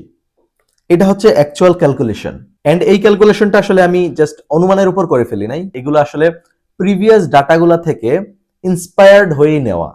কোর্স গত বছর 6400 জনের মতো অ্যাপ্লিকেশন করেছিল, সো এই বছর আরো কিছু বাড়বে, কোর্স প্রতি বছর অল্প অল্প স্টুডেন্ট বাড়তেছে। সো এর আগে হয়তো 6000 জনের মতো অ্যাপ্লিকেশন করেছিল, এই বছর হয়তো 7000-এর কাছাকাছি হবে, বা 7000-এর চেয়ে একটু বেশি হবে, বা একটু কমও হতে পারে। বাট অন এভারেজ তোমার কম্পিটিশন 6000 জনের সাথেই হবে। সো এই 6000 জনের মধ্যে তুমি যদি টপ 10%-এর মধ্যে থাকতে পারো, then there is a high chance that you will get the scholarship. যেহেতু তুমি এখন পর্যন্ত ভিডিওটা দেখছো, দ্যাট মিনস তুমি অলরেডি জানো যে তুমি যদি এই বছর আইসিসিআর স্কলারশিপের জন্য অ্যাপ্লিকেশন করো, তোমার চান্স পাওয়ার সম্ভাবনা কত পার্সেন্ট। এটা হচ্ছে 2026-27 সেশনের জন্য, বাট 2027-28 বা 28-29 সেশনে কিরকম হতে পারে? মোস্ট প্রবাবলি অ্যাপ্লিকেন্ট সংখ্যা প্রতি বছর 500 থেকে 1000-এর মতো বাড়তে পারে। খুব বেশি পরিমাণ যে বেড়ে যাবে বা খুব বেশি পরিমাণ যে কমে যাবে তা কিন্তু না। নর্মালি 7 থেকে 10,000-এর মধ্যেই অ্যাপ্লিকেন্ট থাকার সম্ভাবনা বেশি। এটা সম্পূর্ণ ইনফারেন্স, একটা অনুমানের ভিত্তিতে বলতেছি, বিকজ ভবিষ্যতে কি হবে তা আসলে গ্যারান্টি দিয়ে বলা সম্ভব না। সো তুমি যদি 2028 সালে বা 29 সালে এই ভিডিওটা দেখো, সো তখনকার সময় অনুযায়ী তুমি একটা ক্যালকুলেশন করে নিতে পারো, বা তখন হাই কমিশন যে নাম্বারটা পাবলিশ করবে ওই নাম্বারটার উপর বেস করে তুমি তোমার ক্যালকুলেশন করতে পারো। আর যদি ওই ইনফরমেশনগুলো নিয়ে আপডেটেড থাকতে চাও, দেন আমার চ্যানেলটা সাবস্ক্রাইব করে রাখতে পারো, বিকজ যখনই এরকম কোনো ইনফরমেশন আসবে আমি ভিডিও বানাবো। এখন আলোচনা করা যাক কিভাবে তুমি তোমার চান্স পাওয়ার সম্ভাবনা আরেকটু বাড়াতে পারবে। অ্যাকচুয়ালি যেসব বিষয়ের উপর বেস করে আইসিসিআর স্কলারশিপ প্রোভাইড করে থাকে, আমরা প্রথম থেকেই তা আলোচনা করি। দেখো, এক নাম্বার, তুমি যখন অ্যাপ্লিকেশন করবে, তোমার অ্যাপ্লিকেশনে যদি কোনো ধরনের মিস্টেক থাকে, দেন ডেফিনেটলি যাদের অ্যাপ্লিকেশন কারেক্ট আছে তাদের থেকে তুমি পিছিয়ে পড়বা। So this is the first thing. তুমি যখন অ্যাপ্লাই করবা তখন তোমার অ্যাপ্লিকেশনটা একদম এরর ফ্রি থাকতে হবে, একদম ক্লিয়ার অ্যান্ড কারেক্ট একটা অ্যাপ্লিকেশন হতে হবে। তারপর আমরা আসি রেজাল্টের ব্যাপারে। অবশ্যই তোমার রেজাল্ট যত ভালো থাকবে, তোমার চান্স পাওয়ার সম্ভাবনা তত বেশি থাকবে, বিকজ স্কলারশিপগুলোতে রেজাল্টের গুরুত্ব কিন্তু অনেক বেশি। এর পরের পয়েন্টে আমরা আলোচনা করতে পারি এসে, বিকজ আমরা জানি আইসিসিআই স্কলারশিপে অ্যাপ্লিকেশন করার জন্য একটা এসে লিখতে হয়। আমি আমার আগের ভিডিওতে আলোচনা করেছি, তুমি যদি আগের ভিডিওটা না দেখে থাকো দেন আগের ভিডিওটা দেখে আসো, যেখানে আমি ডকুমেন্টস রিলেটেড ইনফরমেশন দিয়েছিলাম যে আইসিসিআই স্কলারশিপ অ্যাপ্লিকেশন করার জন্য কোন কোন ডকুমেন্টস থাকতে হবে। সো তুমি যত ভালো করে এসেটা লিখতে পারবা, কিভাবে এসে লিখতে হয় তা নিয়েও আমি আলোচনা করেছি আগের ভিডিওতে, ওই ভিডিওটাও দেখে আসবা। সিরিয়ালি অ্যাকচুয়ালি এই ভিডিওগুলো দেখবা, দেন ওইটা তোমার জন্য অনেক সুবিধা হবে, প্রতিটা কনসেপ্ট ভালো করে বুঝতে পারবা। যাই হোক, আমরা পয়েন্টে আসি। তোমার এসেটা যত ভালো হবে, যাদের এসে খারাপ বা যাদের এসে তোমার থেকে একটু ডাউনগ্রেড, তাদের থেকে তুমি আগে থাকবা। It's that simple, right? So আমরা অলরেডি অ্যাপ্লিকেশনের কথা বলেছি, রেজাল্টের কথা বলেছি, এসের কথা বলেছি। সো এই তিনটা বিষয় যদি তোমার ভালো থাকে, দেন তুমি অলরেডি অনেক স্টুডেন্ট থেকে এগিয়ে থাকবা। তারপরে আসি ডকুমেন্টেশন। দেখো, তোমার ডকুমেন্টসগুলা যত ক্লিয়ারলি স্ক্যান করা থাকবে, তোমার ডকুমেন্টগুলা যত সুন্দর করে সাজানো থাকবে, যখন সিলেকশনের জন্য তোমার ডকুমেন্টসগুলো তারা চেক করবে, তারা যদি ইজিলি সবকিছু বুঝতে পারে, ইজিলি সবকিছু ধরতে পারে, সবগুলো ডকুমেন্ট সুন্দর করে সাজানো গোছানো থাকে, দেন অবশ্যই তারা তোমাকে গুরুত্ব একটু বেশি দিবে। তাই ডকুমেন্টসগুলো সুন্দর করে সাজিয়ে যেখানে যেটা প্রয়োজন, যেভাবে প্রয়োজন ওইভাবে আপলোড দিবে। ওইটাও অ্যাকচুয়ালি তোমাকে সিলেকশনের দিকে কিছুটা হলেও এগিয়ে রাখবে। এখন ডকুমেন্টস কিভাবে সাজাবা, আমি স্ক্রিনে আমার একটা স্ক্রিনশট শেয়ার করতেছি। ওই স্ক্রিনশট অনুযায়ী তুমি দেখতে পারো যে এইভাবে তুমি ডকুমেন্ট সাজিয়ে রাখতে পারো। যে ডকুমেন্টসটা যে ফরম্যাটে দরকার, যে সাইজে দরকার, ওই সাইজে ওই ফরম্যাটে সুন্দর করে ক্লিয়ার করে স্ক্যান করে রাখবা। এরপর আসি ইউনিভার্সিটি সিলেকশন। দেখো, ইউনিভার্সিটি সিলেকশনের ক্ষেত্রে যেসব ইউনিভার্সিটির র্যাঙ্কিং অনেক ভালো, তারা অ্যাকচুয়ালি স্টুডেন্টও ওই রকম চায় যাদের রেজাল্ট ভালো থাকবে। এখন তোমার রেজাল্ট যদি খারাপ থাকে, লাইক কম্পারেটিভলি খারাপ থাকে, খারাপ বলতে খুবই খারাপ যে তা না, কম্পারেটিভলি খারাপ থাকে, অ্যান্ড তুমি ইউনিভার্সিটি চুজ দিছো অনেক টপ র্যাঙ্কিং ইউনিভার্সিটিসগুলো, অনেক সময় দেখা যাবে ভালো রেজাল্ট নিয়ে যারা ওইসব ইউনিভার্সিটি চুজ করেছে তাদেরকে ওই ইউনিভার্সিটিসগুলো অ্যাডমিশন দিয়ে দিবে, অ্যান্ড যদি সিট ফিল আপ হয়ে যায় তোমার অ্যাপ্লিকেশনটা তারা রিজেক্ট করে দিবে। অ্যান্ড আইসিসিআর স্কলারশিপের ক্ষেত্রে তোমাকে যদি প্রথমে ইউনিভার্সিটিসগুলোই রিজেক্ট করে দেয়, অর্থাৎ 5টা ইউনিভার্সিটির কোনোটাই যদি তোমাকে সিলেক্ট না করে, দ্যাট মিনস পরবর্তীতে ধাপে তোমার ডকুমেন্টসগুলো যাবেই না। অ্যাকচুয়ালি আইসিসিআর স্কলারশিপের সিলেকশনটা কিরকম হয়ে থাকে তা আমি পরবর্তী ভিডিওতে আলোচনা করব। এরপরে আসি আমরা প্রফিসিয়েন্সি টেস্ট এন্ড ভাইবা। স্কলারশিপে অ্যাপ্লিকেশন করার পর হাই কমিশন থেকে একটা প্রফিসিয়েন্সি টেস্ট নেয়, যেটাকে পিটি টেস্ট বলে। ওই প্রফিসিয়েন্সি টেস্টে তুমি যত ভালো করবে তোমার চান্স পাওয়ার সম্ভাবনা তত বাড়বে। দেন প্রফিসিয়েন্সি টেস্টে তুমি যদি ভালো করতে পারো তুমি ভাইভার কল পাবা, অ্যান্ড ভাইভাতেও যদি ভালো করতে পারো আলটিমেটলি তুমি স্কলারশিপ পাবা। সো এখানে বেশ কয়েকটা স্টেপ আছে, অ্যান্ড প্রত্যেকটা স্টেপ কিন্তু তোমাকে সচেতনতার সাথে এগিয়ে যেতে হবে। আদারওয়াইজ দেখবে কোনো একটা জায়গায় একটু ঝামেলার কারণে তুমি অনেকটা পিছিয়ে পড়ছো। সো এই প্রতিটা স্টেপ, অর্থাৎ অ্যাপ্লিকেশনটা নির্ভুলভাবে করা, এসেটা সুন্দর করে লেখা, ডকুমেন্টসগুলো ভালোভাবে আপলোড করা, প্রফিসিয়েন্সি টেস্টের ভালোভাবে প্রিপারেশন নেওয়া এবং ভালোভাবে এক্সামটা দেওয়া, তারপর খুব ভালোভাবে ভাইবাটা দেওয়া, এই প্রত্যেকটা বিষয় যদি তুমি সুন্দর করে ফলো করতে পারো দেন ডেফিনেটলি অনেকের থেকে তুমি এগিয়ে থাকবা। সেক্ষেত্রে চান্স পাওয়ার পসিবিলিটিসও তোমার বেড়ে যাবে, অ্যান্ড দেখতে পারবা যে তোমার কম্পিটিটর অ্যাকচুয়ালি যেরকম মনে হচ্ছে বা যতজন মনে হচ্ছে তত না, অনেকটাই কমে গেছে। আইসিসিআর স্কলারশিপে অ্যাপ্লিকেশন করার জন্য এটওয়ে নামক একটা পোর্টাল আছে। ওই পোর্টালে প্রথমে রেজিস্ট্রেশন করতে হবে, তারপর অ্যাপ্লিকেশনটা কমপ্লিট করতে হবে। অ্যান্ড রেজিস্ট্রেশন করারও আগে যে বিষয়গুলো খেয়াল রাখতে হবে তা হচ্ছে তোমার প্রত্যেকটা ডকুমেন্টস যেন পারফেক্টলি অর্গানাইজ থাকে, যে ফরম্যাটে আপলোড করতে হবে ওই ফরম্যাটে রেডি থাকে। আমি আরেকবার রিমাইন্ড করার জন্য স্ক্রিনে দিয়ে দিচ্ছি অ্যাকচুয়ালি কোন ডকুমেন্টসটা কোন ফরম্যাটে লাগবে এবং কোন সাইজে লাগবে। তোমরা এখান থেকে দেখে তারপর তোমাদের ডকুমেন্টসগুলো অর্গানাইজ করতে পারো। এখানে যে ডকুমেন্টসগুলোর কথা উল্লেখ করা নাই তা হচ্ছে তোমার একটা ফটো এবং সিগনেচার। ফটো এবং সিগনেচার দুইটাই জেপিজি বা জেপিইজি ফরম্যাটে রাখবে। ফটোর সাইজ 2 ইঞ্চ বাই 2 ইঞ্চ রাখবে, অ্যান্ড দুইটাই 200 কেবি এর মধ্যে রাখবে। সো ওই দুইটা ডকুমেন্টস ব্যতীত বাকি যেসব ডকুমেন্টস দরকার পড়বে এই সব কিছু তোমরা এই লিস্টে পেয়ে যাবা। এন্ড আরেকটা গুরুত্বপূর্ণ বিষয় সেটা হচ্ছে তুমি যখন রেজিস্ট্রেশন করবে রেজিস্ট্রেশনের সময় তোমাকে তোমার পাসপোর্টের একটা জেপিজি ফরম্যাট আপলোড করতে হবে। সো ওইটাও অ্যাকচুয়ালি আগে থেকেই রেডি করে রাখবে। সিম্পলি তোমার যে পাসপোর্টের পিডিএফ ফরম্যাট আছে ওইখান থেকে একটা স্ক্রিনশট নিয়ে তারপর ওইটাকে ক্রপ করে জেপিজি ফরম্যাটে রেখে দিবে, তাইলেই হবে। সো কিভাবে অ্যাপ্লিকেশন করবে তা আমি তোমাদেরকে দেখাবো, বাট তার আগে আমি আবারও বলছি তুমি একটা ফাইল বা একটা ফোল্ডার বানাবা তোমার ল্যাপটপে কিংবা মোবাইল ফোনে কিংবা আইপ্যাডে ট্যাবলেটে যাই তুমি ইউজ করতেছো। দেন ওইখানে ওই ফোল্ডারে তোমার সবগুলা ডকুমেন্টস অর্গানাইজ করে রাখবা, যাতে করে অ্যাপ্লিকেশন করার সময় ডকুমেন্টসের জন্য এদিক ওদিক ছোটাছুটি না করতে হয়। ওকে, এতে করে তোমার অ্যাপ্লিকেশনটা খুবই স্মুথলি হয়ে যাবে। আরেকটা বিষয়, অনেকে কনফিউজ থাকো যে ইউনিভার্সিটি চুজ কিভাবে দেবো, ইউনিভার্সিটির লিস্টটা কিরকম হবে। দেখো, প্রথমত আইসিসিআর স্কলারশিপে তুমি 5টা ইউনিভার্সিটি চুজ করতে পারবে, অ্যান্ড 2026 সাল থেকে 2026-27 যে সেশনটা আছে এই সেশনে তারা খুবই সুন্দর একটা কাজ করছে। তা হচ্ছে তুমি যখন অ্যাপ্লিকেশন করা শুরু করবে তখন ইউনিভার্সিটি লিস্ট দেওয়ার সময় তুমি প্রথমে তোমার স্ট্রিম চুজ করবে, যে তুমি কোন স্ট্রিমে অ্যাপ্লিকেশন করতে যাচ্ছ, ইঞ্জিনিয়ারিংয়ে করতে যাচ্ছ নাকি এগ্রিকালচারে করতে যাচ্ছ নাকি এডুকেশনে করতে যাচ্ছ নাকি আর্টসে করতে যাচ্ছ নাকি সায়েন্সে করতে যাচ্ছ। সো এরকম স্ট্রিম তুমি প্রথমে চুজ করবা। দেন স্ট্রিম চুজ করার পরে তুমি তোমার কোর্স চুজ করবা। তুমি যদি সায়েন্সে অ্যাপ্লাই করতে চাও then BSc in physics, BSc in chemistry, BSc in biology, BSc in microbiology, so many courses are there, right? So তুমি কোন কোর্সে অ্যাপ্লিকেশন করতে চাইবে ওই কোর্স চুজ করবে প্রথমে। দেন ওই কোর্সের আন্ডারে অ্যাকচুয়ালি কোন ইউনিভার্সিটিসগুলো আছে ওই ইউনিভার্সিটিগুলোর লিস্টই আসবে, জাস্ট এক্সট্রা কোনো ইউনিভার্সিটির লিস্ট আসবে না। So it became pretty easy, because তুমি জাস্ট যে লিস্টটা তোমার কাছে আসবে 10-15-20টা ইউনিভার্সিটির লিস্ট আসবে, ওই ইউনিভার্সিটিগুলো নিয়ে রিসার্চ করবে, অ্যান্ড ওইগুলোর মধ্যেই কোন ইউনিভার্সিটিগুলো তুমি চুজ করবে তা ডিসাইড করবে। So it's very simple.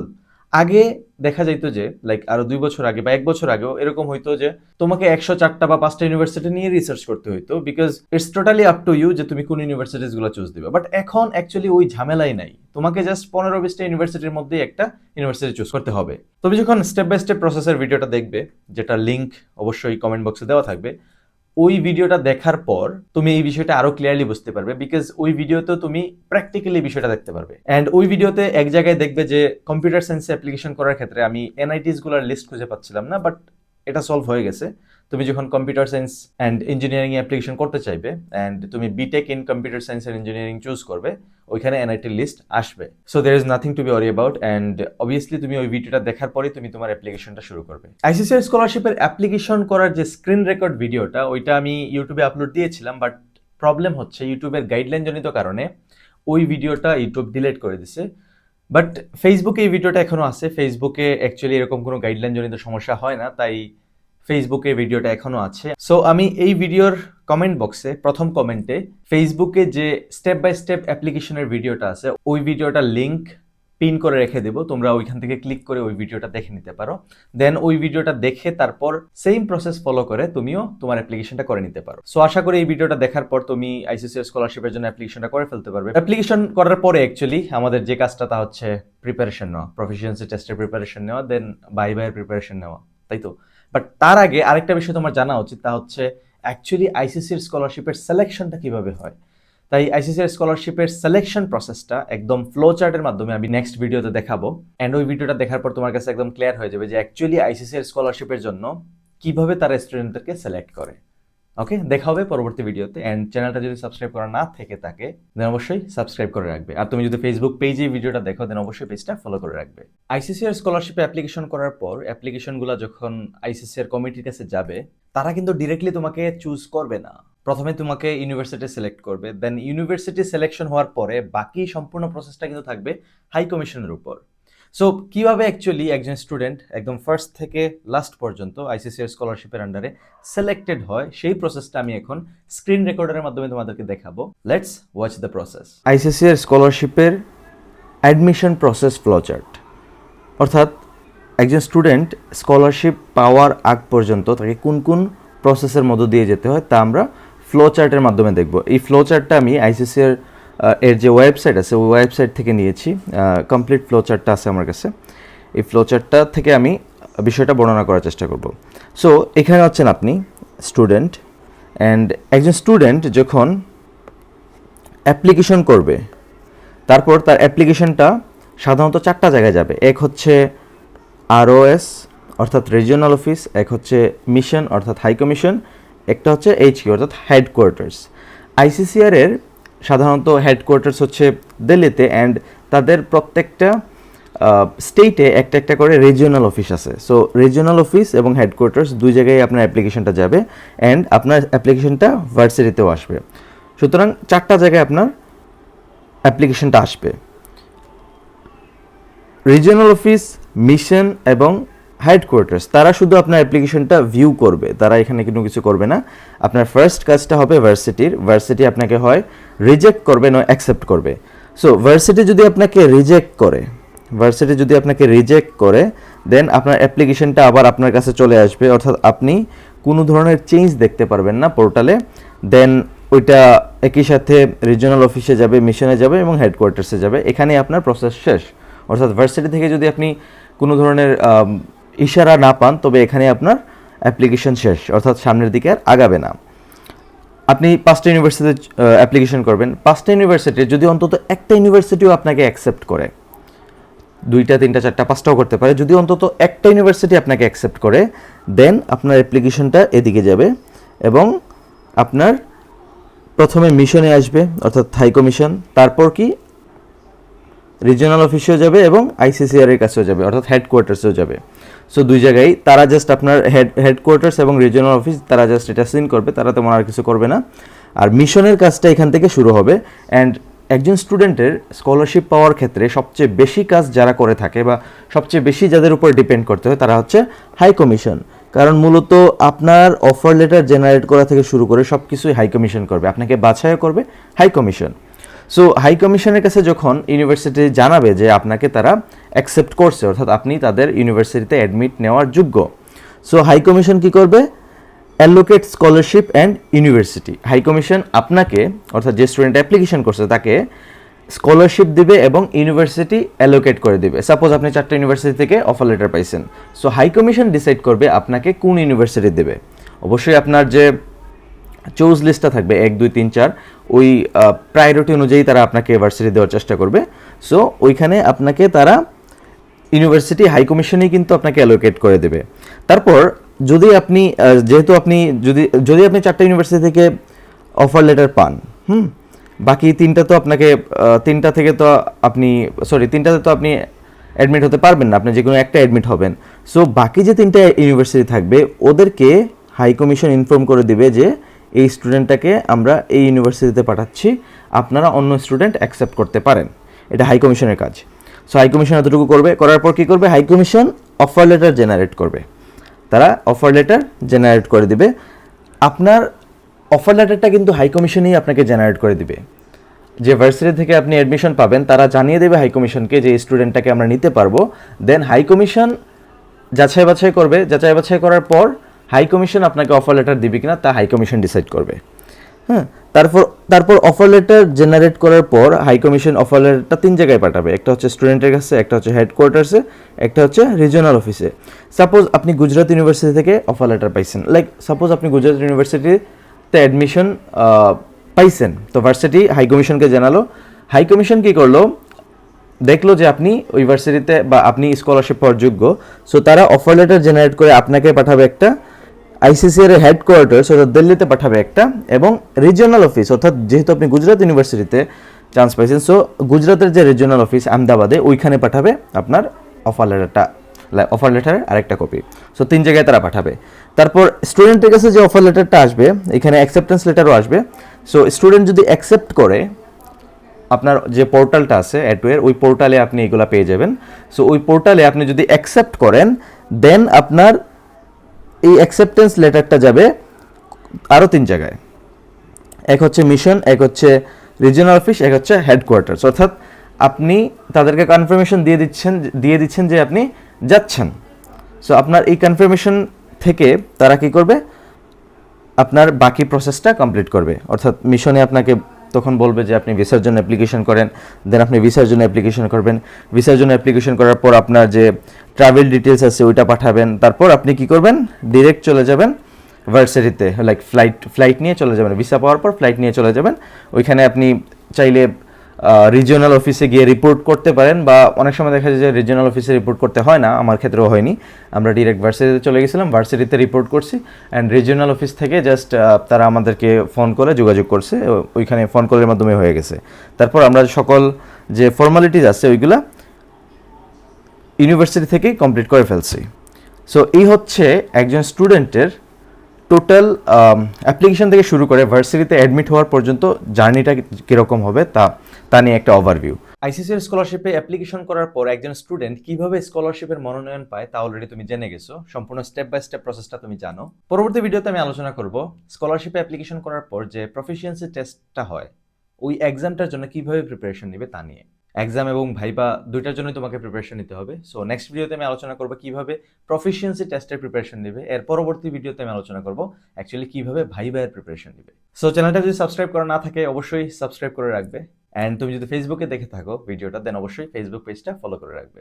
দেখা হবে পরবর্তী ভিডিওতে।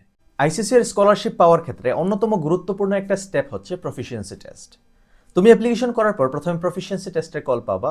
তারপর তুমি যদি প্রফিসিয়েন্সি টেস্টটা ভালো করে দিতে পারো, দেন তুমি ভাইবার কল পাবা, অ্যান্ড আলটিমেটলি ভাইবার পরে তুমি স্কলারশিপটা পাবা ইফ ইউ আর সিলেক্টেড। এই ভিডিওতে আমি আলোচনা করব কিভাবে তুমি প্রফিসিয়েন্সি টেস্টের প্রিপারেশন নেবে।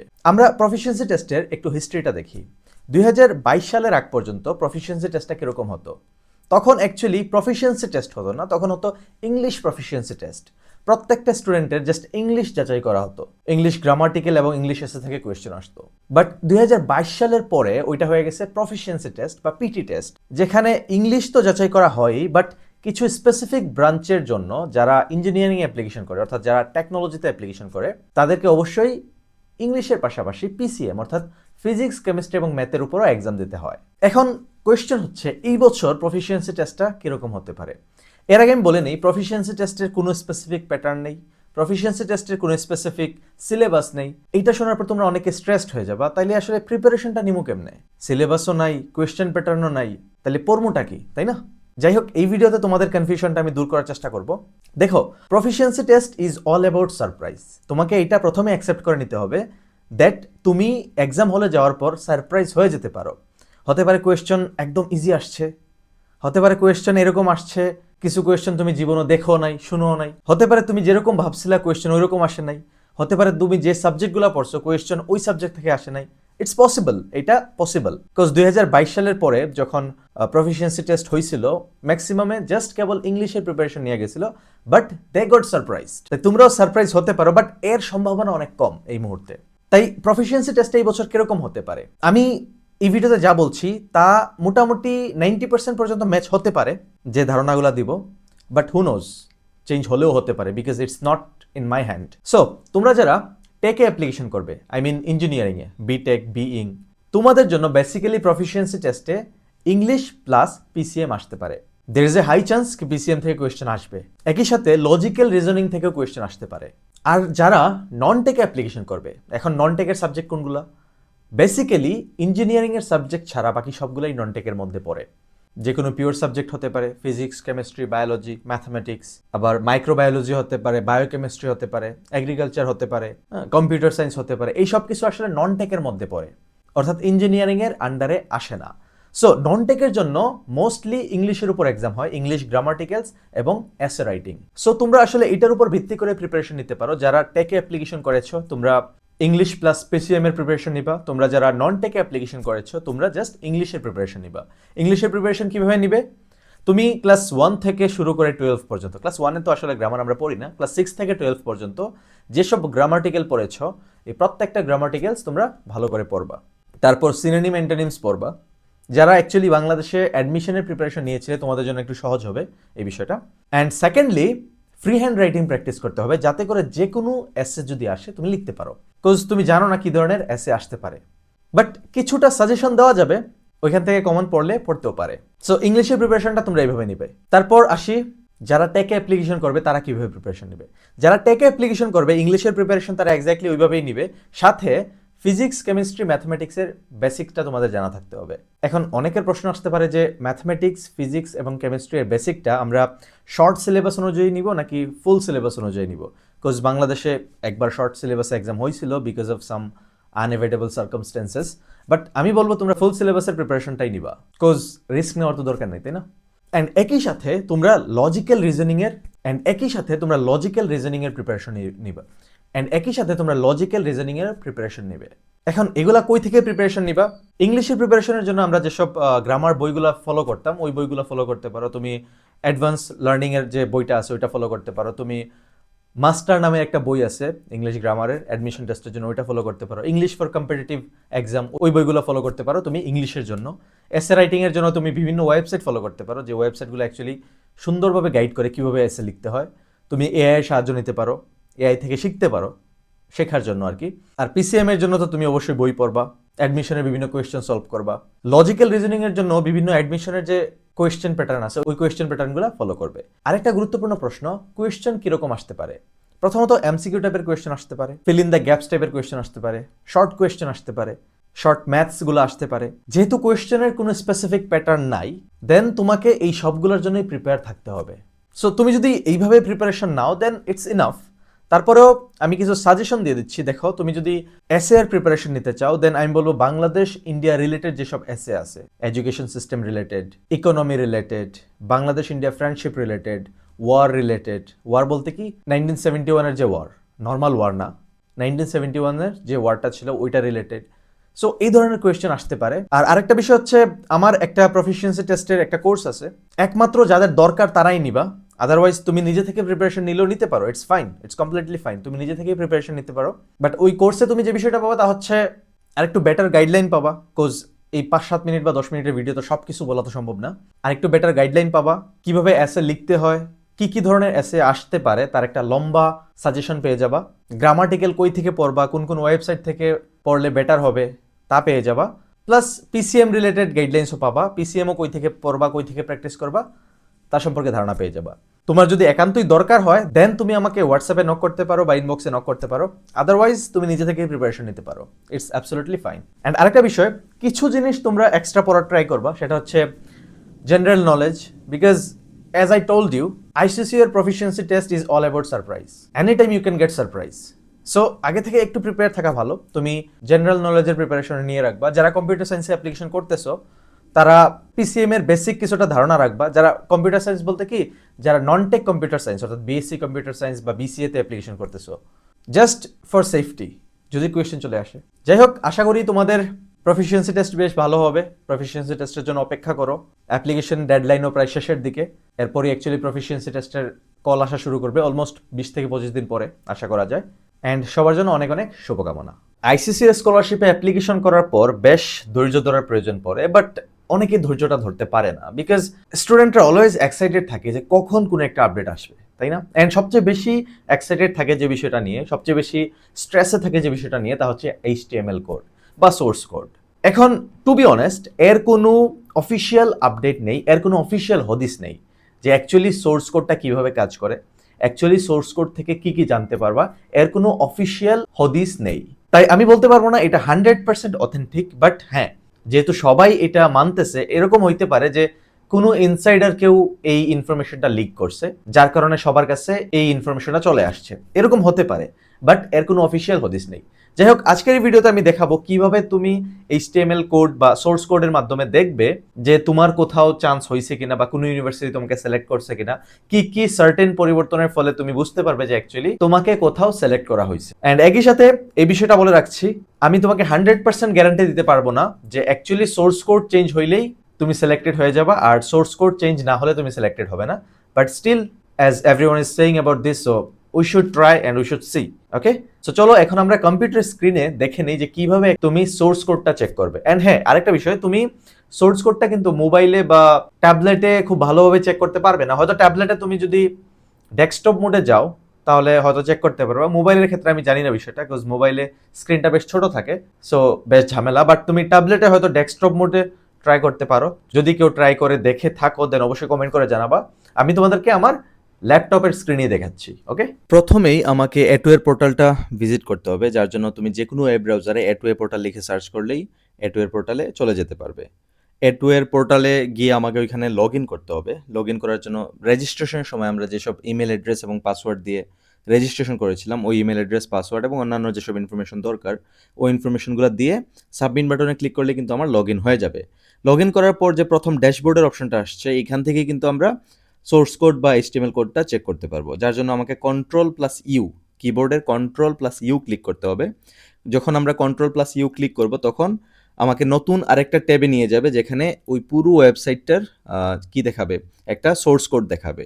অ্যান্ড এই সোর্স কোডের নিচের দিকে, অর্থাৎ প্রায় 450 বা 460তম লাইনের দিকে গেলে তুমি দেখবা যে ওইখানে তোমার ইউনিভার্সিটিগুলো, যেসব ইউনিভার্সিটিতে অ্যাপ্লিকেশন করেছো ওই ইউনিভার্সিটিগুলোর লিস্ট আসবে এবং কোন কোন সাবজেক্টে অ্যাপ্লাই করছো, প্লাস একটা সাবমিটেড অপশন আসবে যে এখানে তোমার সাবমিট করা হয়ে গেছে। সাবমিটেড অপশনের ঠিক নিচের লাইনে, এক্স্যাক্টলি নিচের লাইনে তুমি দেখবা যে TD অর্থাৎ টেবিল ডাটা নামের একটা অপশন আসবে, TD ঠিক নিচের লাইনে।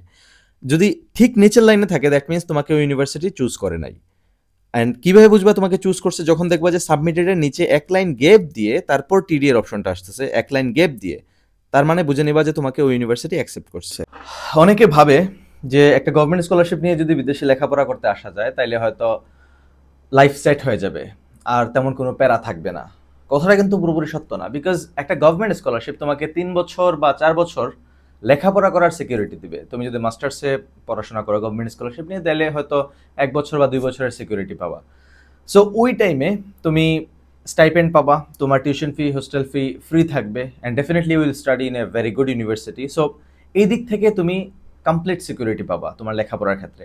বাট ওই 3-4 বছর পরে কি, ওই 3-4 বছর পরে কি হবে তা তোমাকে ডিসাইড করতে হবে ওই লেখাপড়া চলাকালীন যে সময়টা আছে, 3 বছর বা 4 বছরের যে পিরিয়ডটা, ওই পিরিয়ডেই। বিকজ ওই পিরিয়ডে তুমি যদি ভালোভাবে লেখাপড়া না করো, ভালোভাবে স্কিল ডেভেলপ না করো, দেন দেখা যাবে গভর্নমেন্ট স্কলারশিপ পাওয়ার পরেও তোমাকে রিগ্রেট ফিল করতে হচ্ছে। বিকজ একটা সময় দেখা যায় গভর্নমেন্ট স্কলারশিপ অনেককে লেজি করে ফেলে, বিকজ মান্থলি টাকার জন্য তোমাকে চিন্তা করতে হচ্ছে না, জাস্ট কোনো রকম, অনেক স্কলারশিপের ক্ষেত্রে কোনো রকম তুমি যদি পাশ করে যেতে পারো, লাইক রেজাল্ট আহামরি ভালো করতে হবে না, জাস্ট পাশ করে যেতে পারলেও স্কলারশিপ কন্টিনিউ থাকে। সো এইসব ক্ষেত্রে দেখা যায় যে খুব একটা প্যারা নাই লাইফে, কোনো রকম লেখাপড়া করলেই চলে। সো সেক্ষেত্রে গভর্নমেন্ট স্কলারশিপ অনেকে লেজি করে ফেলে, তাই না? সো তুমি যদি 3 বছর বা 4 বছর কোনো রকম পাশ করে করে স্কলারশিপটা বাঁচিয়ে বাঁচিয়ে তোমার ব্যাচেলরটা কমপ্লিট করে ফেলো বা মাস্টার্সটা কমপ্লিট করে ফেলো, দেন দেখা যাবে ব্যাচেলর বা মাস্টার্স শেষে তোমার কাছে জাস্ট অ্যাভারেজ রেজাল্টের একটা ডিগ্রি আছে, নাথিং এলস। তোমার কাছে কোনো স্কিল সেট নাই, তোমার কাছে কোনো ভালো একাডেমিক কোয়ালিফিকেশন নাই, জাস্ট অ্যাভারেজ একটা ডিগ্রি আছে, ঠিক আছে? সো এই ক্ষেত্রে 3 বছর পরে তো তোমাকে রিগ্রেট ফিল করতে হইতেই পারে, তাই না? যে দেখা যাবে জব মার্কেটে তুমি পিছিয়ে পড়তেছো, অ্যান্ড মান্থলি যে স্টাইপেন্ডটা আসতো ওইটাও আর আসতেছে না, তখন রিয়েলিটিটা বুঝতে পারবা। সো অনেকের ক্ষেত্রে এরকমটা হয়ে থাকে যে গভর্নমেন্ট স্কলারশিপ একটা কার্ডসের মতো হয়ে যায়। সো গভর্নমেন্ট স্কলারশিপটাকে তুমি কিভাবে ইউটিলাইজ করবা, লেখাপড়া চলাকালীন সময়ে তুমি স্কিলসে ডেভেলপ করবা কিনা বা এটাকে গুরুত্ব দিবা কিনা। অনেকে জাস্ট মাথায় এটা রাখে যে আমি যাচ্ছি, ফ্রিতে টাকা পয়সা পাবো, লেখাপড়া ফ্রি, জাস্ট যাবো অ্যান্ড চিল, আরাম। বাট ওই ধরনের চিন্তা ভাবনা করলে দেখা যাবে দিন শেষে কিন্তু অনেক বেশি পস্তাতে হবে। সো যারাই গভর্নমেন্ট স্কলারশিপ নিয়ে আসবে আপকামিং সময়ে, বর্তমানে আইসিসিএর স্কলারশিপের সার্কুলার চলতেছে, যারা আইসিসিএর স্কলারশিপ নিয়ে ইন্ডিয়াতে লেখাপড়া করতে আসবে, ইন্ডিয়ার জন্য তো বিষয়টা আরও বেশি ভয়ঙ্কর। বিকজ ইউরোপে সামহাও হয়তো তুমি জব মার্কেট বেশ ভালো, জব পেয়ে যেতে পারো তুমি যদি ইউরোপের কোনো একটা দেশে গভর্নমেন্ট স্কলারশিপ নিয়ে পড়ো। রাশিয়াতেও জব মার্কেট বেশ ভালো, হয়তো তুমি জব পেয়ে যেতে পারো। বাট ইন্ডিয়া থেকে লেখাপড়া করে তুমি জব মার্কেটের অবস্থা খুব একটা ভালো না। আর দেশে গিয়েও যে তুমি স্কিল সেট ছাড়া বা ভালো একাডেমিক কোয়ালিফিকেশন ছাড়া জব পেয়ে যাবা তারও কিন্তু গ্যারান্টি নাই। ইটস দ্য ট্রুথ, এটা কিন্তু রিয়েলিটি। আমি কাউকে ভয় দেখাচ্ছি না বা এরকম কিছু না, it's it's it's reality. Because তুমি 4 বছর কিন্তু অনেক সময়, 4 বছর তুমি লেখাপড়া করবে, ফ্রিতে লেখাপড়া করবে, ওই সময় চাইলে অনেক কিছু করা যায়। তাই আমি আগে থেকে জাস্ট তোমাদেরকে একটু সাবধান করতেছি, নাথিং এলস, জাস্ট সচেতন করতেছি, ঠিক আছে? সো তুমি ডিসাইড করবে অ্যাকচুয়ালি গভর্নমেন্ট স্কলারশিপটা তোমার জন্য কি একটা অভিশাপ হবে নাকি একটা কি বলে এটাকে, সাফল্যের দোয়ার হবে।